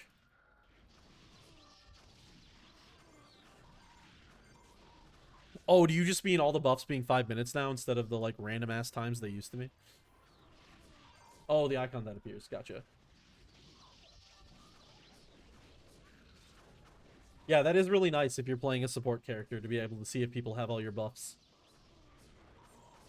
Really, really, really nice. Do you play AFK Arena? I did at one point, actually. Funny. I hate mobile games. I hate them with a passion. I normally never play them. That is the only one I have ever played. I played it for like a month, and then I quit because I realized that it was just going to start... The only way to progress was money. And I was just like, well, fuck this. I did enjoy it before then, but I didn't want to pay money. If I remember right, I was even like the leader of a clan or something. You're a 3 mil combat rating. I don't I don't even remember. It's been so long now. Oh, why is my phone going nuts? Hello, we are conducting a study. Hello, I'm not listening. Skill with 10. Yeah. That's been the whole thing about having skills with that 10-second cooldown in T4 was the real driving force behind all of that was AFK play. Really. It was coming up with a system that requires you to be active. It has a cooldown, you have to maintain it, and having it be a very large portion of your damage dealt to make it so that those that are just auto clicking are not nearly as effective at leveling up. So that's really the inspiration behind a lot of the 12-second cooldown skills, is to try to make the game more active for all classes, which I think it does a great job of that. Because when you think about most games in the world, they don't get around like AFK play by like having lots of, stuff to check for it and things like that. No, they get around it by having the game be complicated enough that you can't do that. That a simple auto clicker isn't enough to actually be able to play the game. That's how they get around it. So now we have to take this really old ass game and we have to modify it in ways that does adapt to that to make it complicated enough.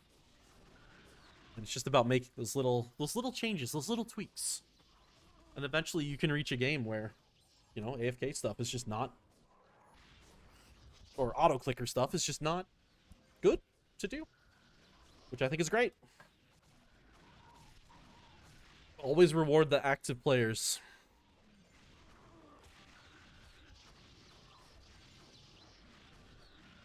Yeah, I mean, I played Priest this season 1 and season 2, and it was just auto clicker. I mean, it was boring as hell. I won't deny. I literally just had an auto clicker. I turned it. Here's what we would do in season 1 and season 2. We do this thing called ice mining. It's also called stacking. Everybody would just stack up on top of each other in the middle of the hellspawn. Everybody would just auto click their AoEs, and that's it. that was, we would just do that for 10 hours at a time.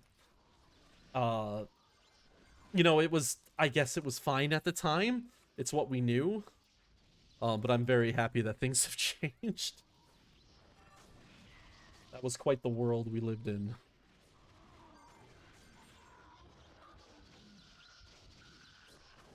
Vagrant. Oh yeah, I love Vagrant. This is one of my favorite songs. Paint. Vila.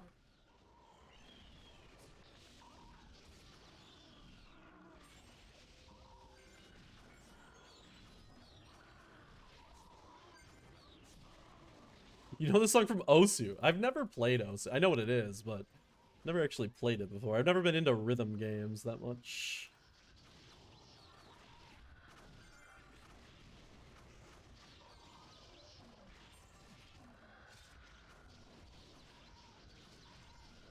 The guy who made the Vagrant song, actually, he streams a lot. Faint. We'll stream music production for kind of time. Try to watch that. It's usually pretty entertaining.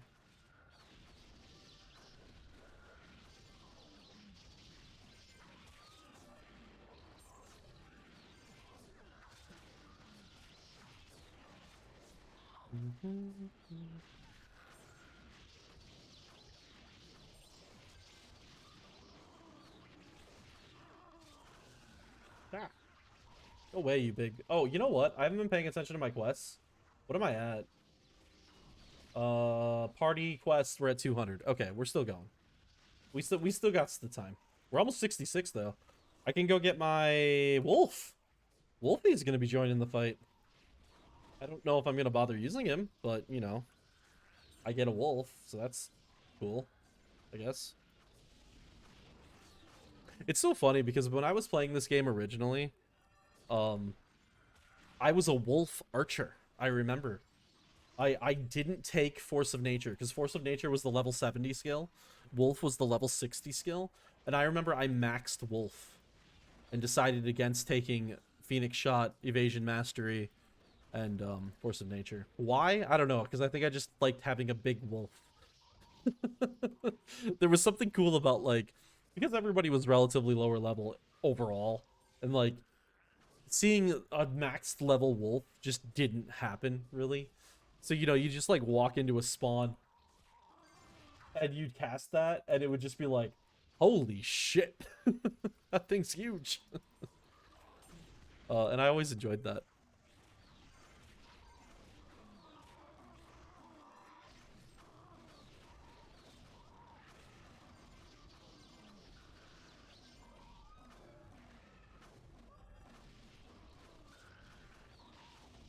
Are we at reset yet? No, we got 15 to reset. Okay.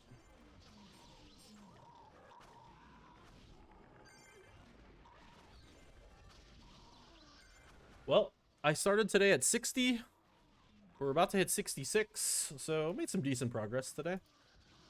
Hopefully be like 7x by tomorrow if I play after work like I did today. Probably aim to stream tomorrow if everything goes well. I'll probably be streaming a lot these days. This is like the time that I stream. Like, that's my problem. I love streaming, but I need to find content that I enjoy to stream. All right, Sono, thanks for coming by. Hope you have yourself a great time, and hopefully see you again. Don't forget the jab. I'll look for it. Yeah, then just dies in between seasons. Yeah, I try to stream Babel, and I try to come up with, like, little things to make it interesting for myself, and I can never figure out something that I truly, like, will get me into it. I just can't. So I just end up not streaming during the off season. Yeah, Babel just doesn't, because you're just always playing solo is the problem with Babel. You are almost always soloing, and it's just like solo streaming content I just don't feel like is very interesting. At least I don't feel it's very interesting. You need some kind of gimmick to make Babel interesting.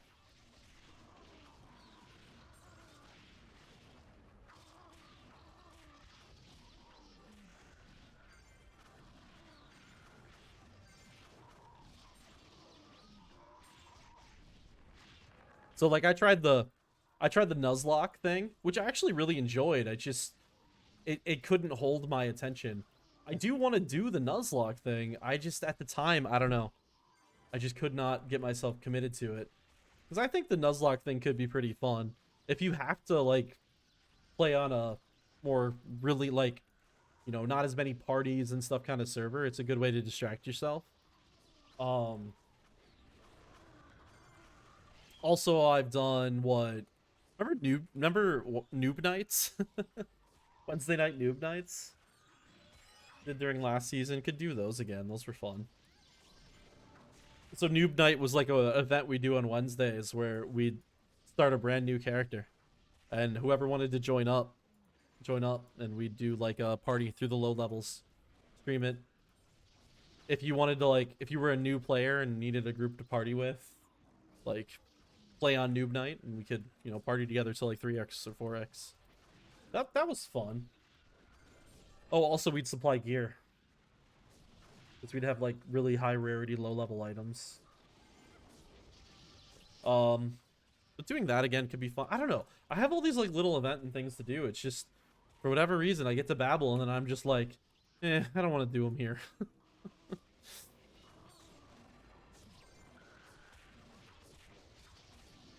Which is funny because there was a time when like all I did was stream Babel. I did a bunch of giveaways in S4 and S5. Now I'm broke as yeah, don't do those. Don't do those, Duncan. Don't they're I've yeah, I've never I've done a little bit of that. I know that's the thing. They are fun to do. I understand that. Archer, give me pets. Oh, wait, what? Give me one pet? What is going on? I don't know. I'm ignoring them. Um what I used to do on the stream is whenever I found a mystic crystal, I would tell everybody in chat to guess a monster. And if you guessed correctly on what spawned, I would gift you a sub. I used to do that. It was fun, but it was it actually got expensive. Because I would fight in Iron 2 a lot, and back in the day, Iron 2 would spawn a lot of Mystic Crystals. um, so I kind of had to stop that one. It would be fun to do again, though. Why are people freaking out?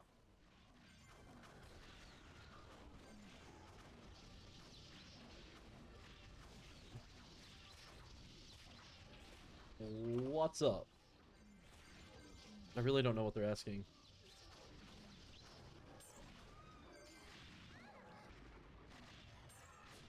They...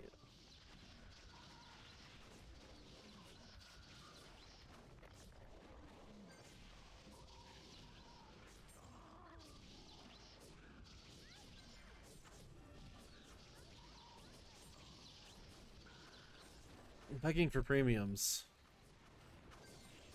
Well, I'm not gonna give you any. So, I guess we just move on.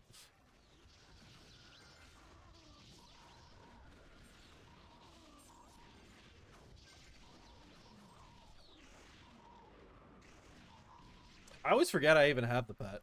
I'll be honest. Because I always have my Cupie. Like, there's so many other pets out there. Well, I guess on Babel I tried to get the Flygon too, but it's the Cupie that I love. The Cupie with the trans rights name. That's my jam right there. Because I just think it's so perfect.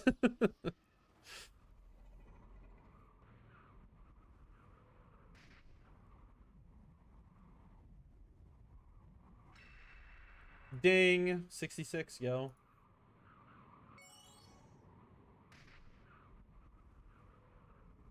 One more level.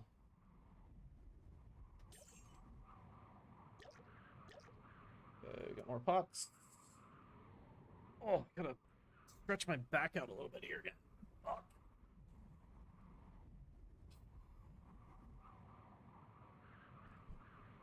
I miss being not old.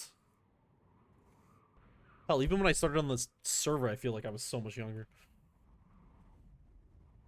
Now I just feel freaking old. Hey, thanks for the follow, Blurus. I butchered that, but, you know, we'll go with it.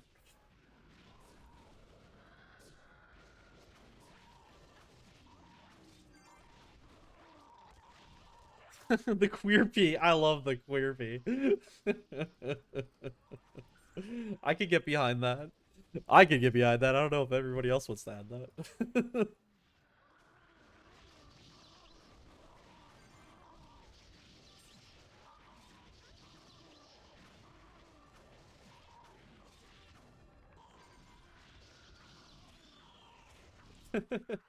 Yup.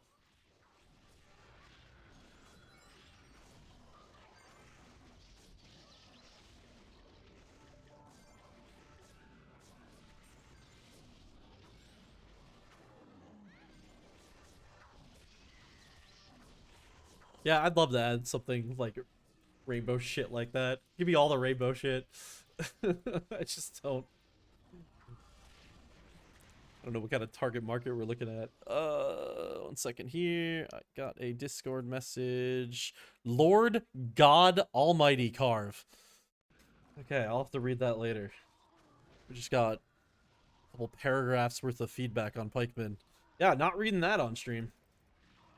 But thank you, Carve.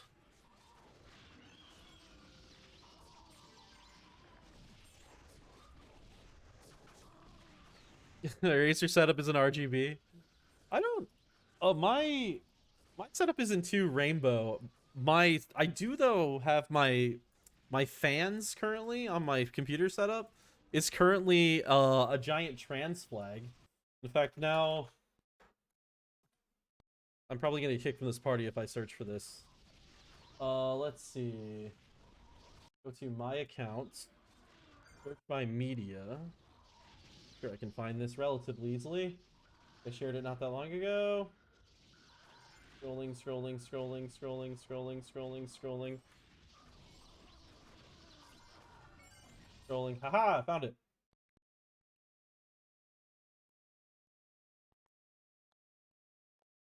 Okay. So this is what I redid my computer lights and I turned them into a trans flag because I redid my computer lights and turned them into a trans flag. Because I had to. But that's what my computer looks like right now. So a little light on the rainbow, but I get some blue, I get some pink, I get some white. I like it.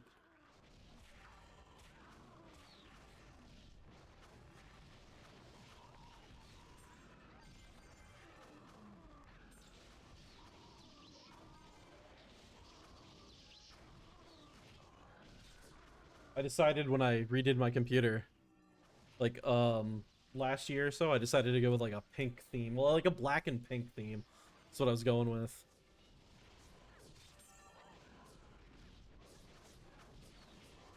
Bear, die. Ooh, a rotten lantern. That's not good enough, buddy. But thank you. Oh, another bear. Die. Your setup is old.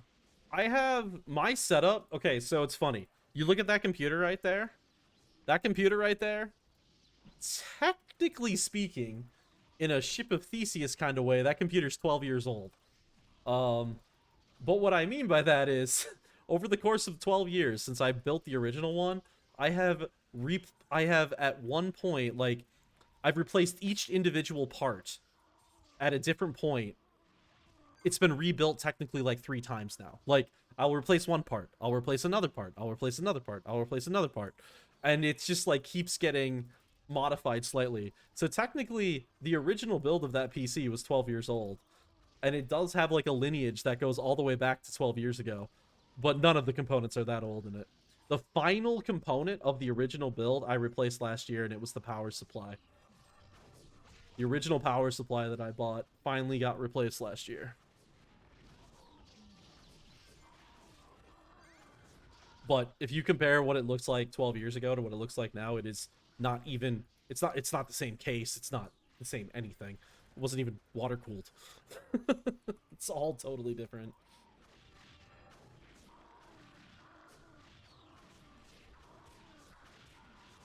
I don't even think there's any hard drives that are the same, like literally everything. Oh, Duncan sent me a picture of his setup. Ooh. Nice. Nice. I like the lights you got going on in the computer. Is that a curved monitor you got there? Yeah, it's fine, Duncan. It's fine. I understand. Those are neutral.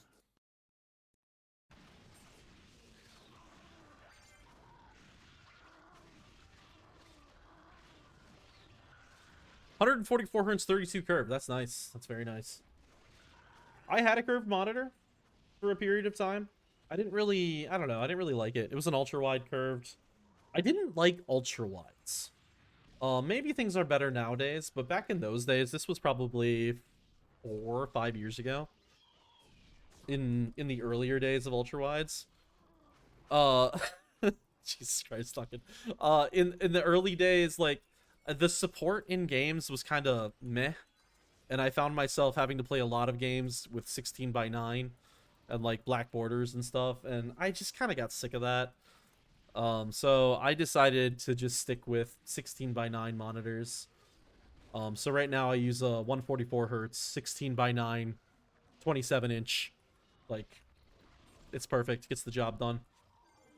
1080p. I mean, I have 4 of them, but that's what I use. Like, I still have an ultra wide setup, that's for sure, but it's just 3 of them stretched across. But this is just the way that I prefer it at this point in life, at least.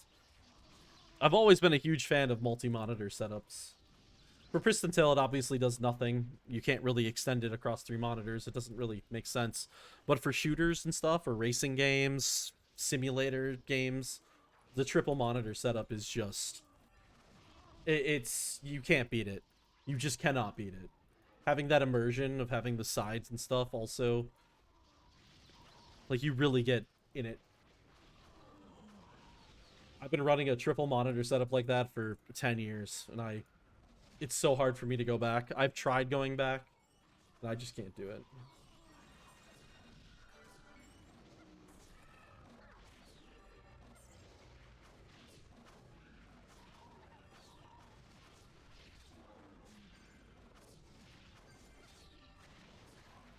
I think I've always been a person who's like, I'm more of a fan of more screen real estate. Like, I'm always a fan of having more screen in front of me at a resolution or like a DPI that's still decent, versus having a very like small DPI high resolution monitor thing. I'd rather just have more monitors. So like the monitor that I own is like, it was like $150 or something. It wasn't expensive, but I bought 6 of them originally. I used to have a 6 monitor setup. I now only have 4 because 6 was overkill.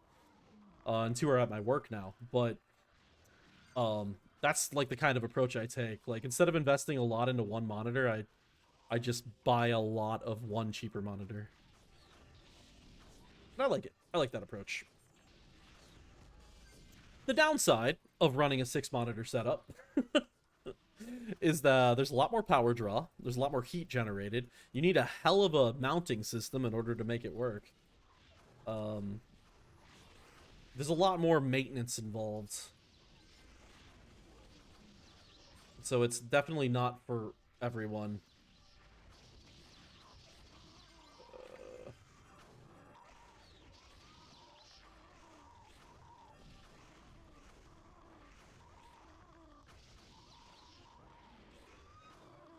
But it can really be nice if it's working.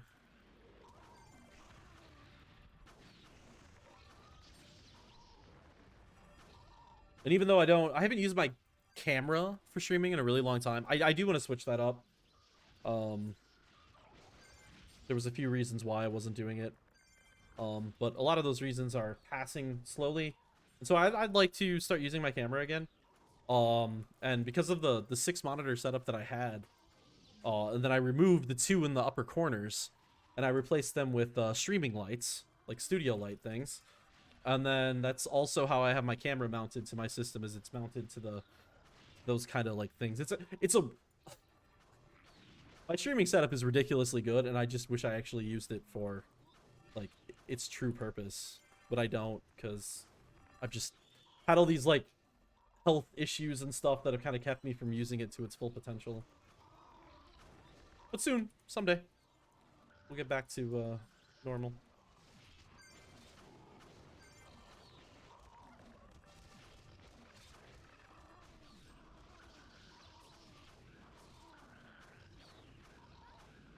Is it reset yet? Oh, it's reset. Yeah, we got 11 minutes. Which means I'm gonna need to go get... We'll wait till the 5-minute alarm pops up in chat, and then we'll go get the quest. Oh, alright, I can stretch a little bit. It's killing me.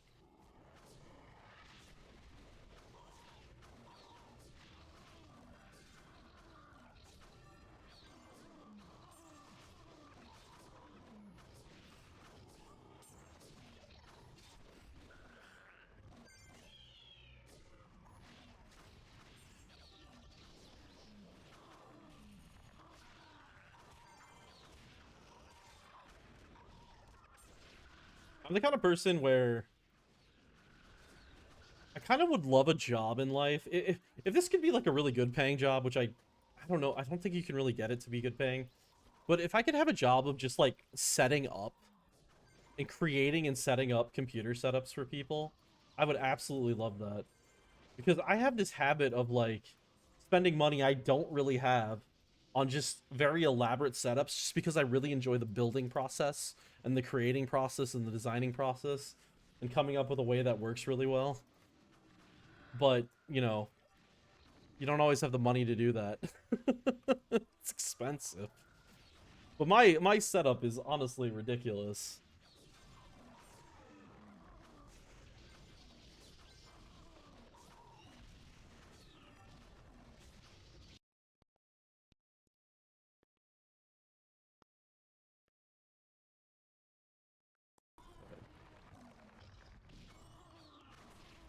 Interior designer.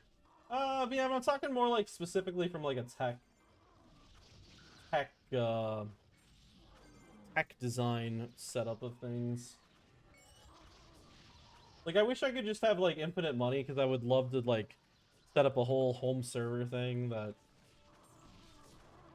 could centralize all my systems into one, but come on. How far do I have to scroll through my old pictures?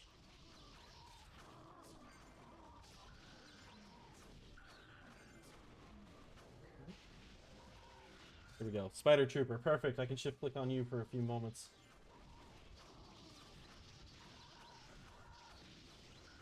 Scrolling, scrolling, scrolling, scrolling, scrolling. Scrolling, scrolling, scrolling, scrolling, scrolling. Okay, I'm not finding it.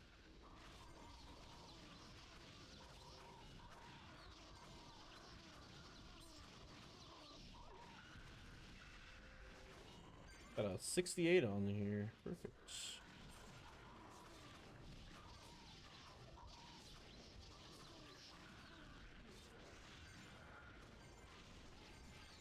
I don't know what that person's talking about.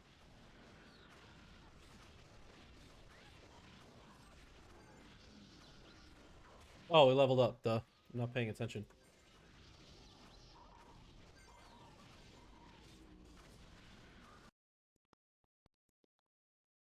Okay, this is not my current setup, but I'm going to share this anyway. But it's close to what my current setup is, but with some slight modifications. Oops.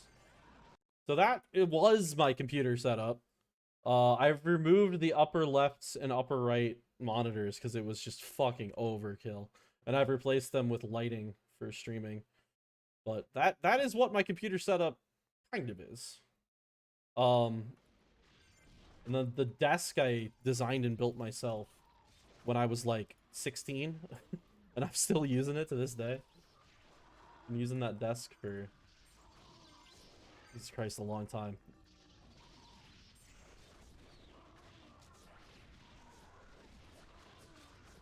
I just love it because it can like go around corners or it can be straight. It works great. I have a hard time ever giving that thing up.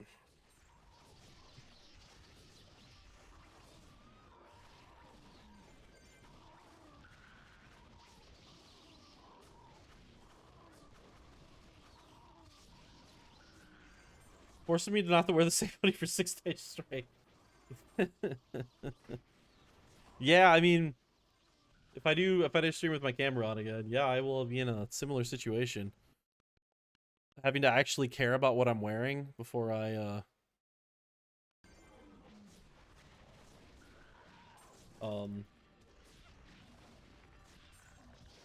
yeah, having to actually check how I look before I start a stream. Yeah, I mean, it's more just like making sure it's clean. Yeah, just being like, oh, hey, you just had lunch and you left a big giant, stain on your shirt. Time to go stream. It's like that little shit where when you're living alone like I do, it's like, oh, well, I don't really care. I'll change my shirt out at the end of the night. But if you're going to be streaming, it's like, oh, okay, I gotta, like, maybe not show up on stream looking that way. Just something else you gotta think about. One more chance to say. Oh, we're reset. Oh, we have 5 minutes to boss. I'm gonna go get it. I guess we're going enough because I don't have any Rick cores. Good job, me. Rick? Yeah, we're going to Rick.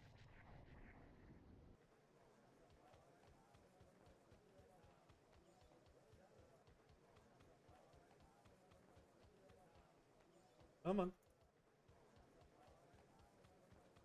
I remember when I used to have money. I'm so bad with my money. My computer should not look like that. Did not have the money to put into these things.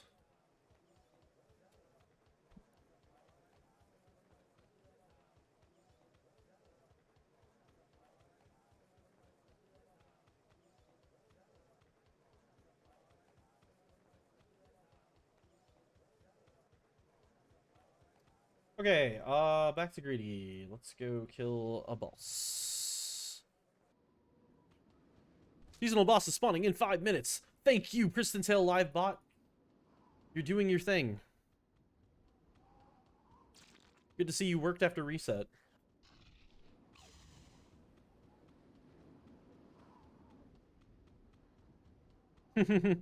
Yeah, let me get it figured out, Duncan, and then I might be able to share that with other people. But today is the first time using it, and there's still a few bugs. But yeah, I always forget when I'm streaming, which is kind of mostly the reason why I added it.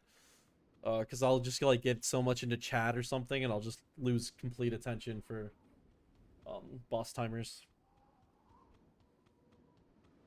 So I was like, let's make something for that.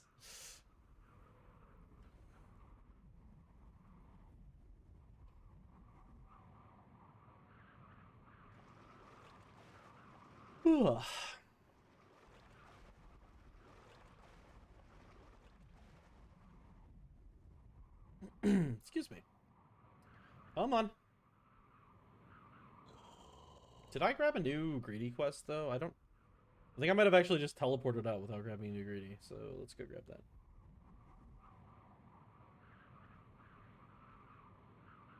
And for a hundo, yes, there we go.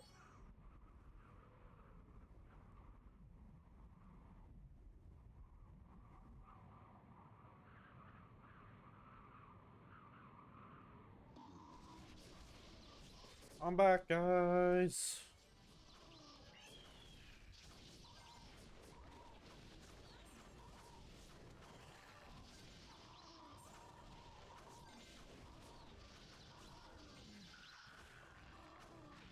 That poor bear.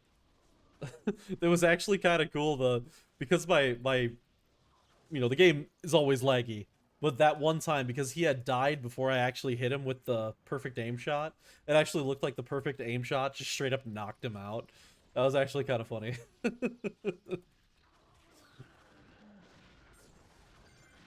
It's rare in Pristontale where you feel like your actions actually have like a direct effect on the monster. It's always delayed. Playing Pristontale is like playing life with a 2-second delay. And I kind of love it, but it's also a bit ridiculous. Like everything just has a 2-second delay.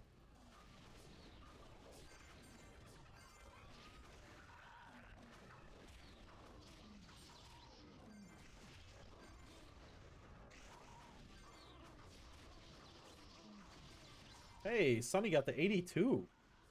Congrats, Sonny. In good progress this season.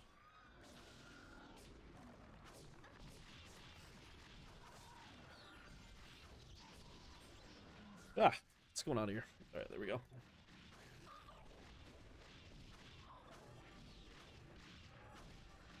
Pike leaderboard is fun. Rank 1 Pike 90. 75. Yeah, that's a drop off, all right. I haven't looked at the leaderboards in a while. Not since like night 1. I don't know where I fall in the Archer world. I'd guess like what, 15th? Like 10 to 15 would be my guess.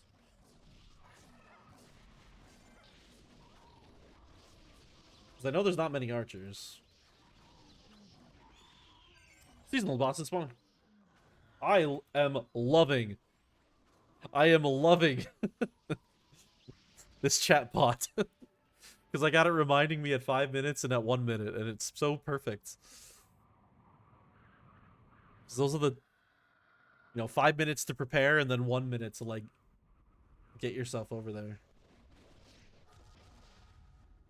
Yeah. Ah, no, don't get stuck. This is gonna be like in season 5 when I fell through the floor running to Valento.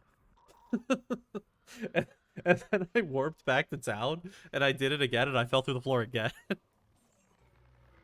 I ended up getting there with like 20% health left on Valento, but I did get it. I just kept fucking falling through the floor. I don't know. I don't know if anybody saw that guy in the Discord today, but he was talking about like the bug that he was experiencing, and I'm like I get it. It's annoying to have bugs to experience, but like, Pristontale is chock full of them all the time. Like, that's just the nature of playing Pristontale. You're gonna have to deal with bugs. You're gonna fall through the floor on occasion. It's just how it is. We could rebuild this entire game's code, and you're probably still gonna do that because the game is just. The game is a beautiful buggy mess, an absolute beautiful buggy mess.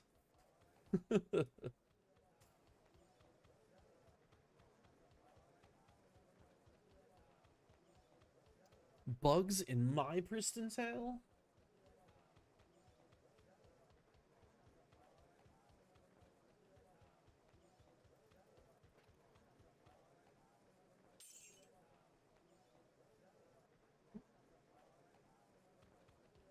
Okay.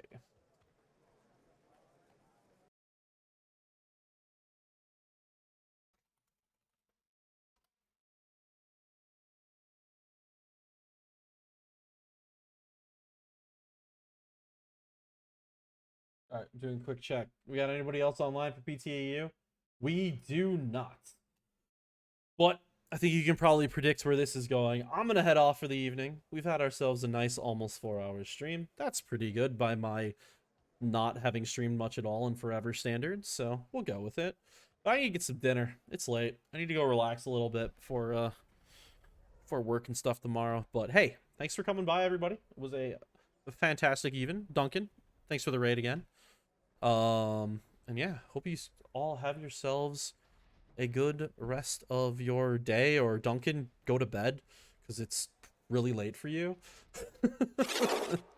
And we'll meet again another day in the land of Priston, playing the game we love with good friends we've made along the way. Okay, I'm getting too sentimental. See you, everybody. Have a good one.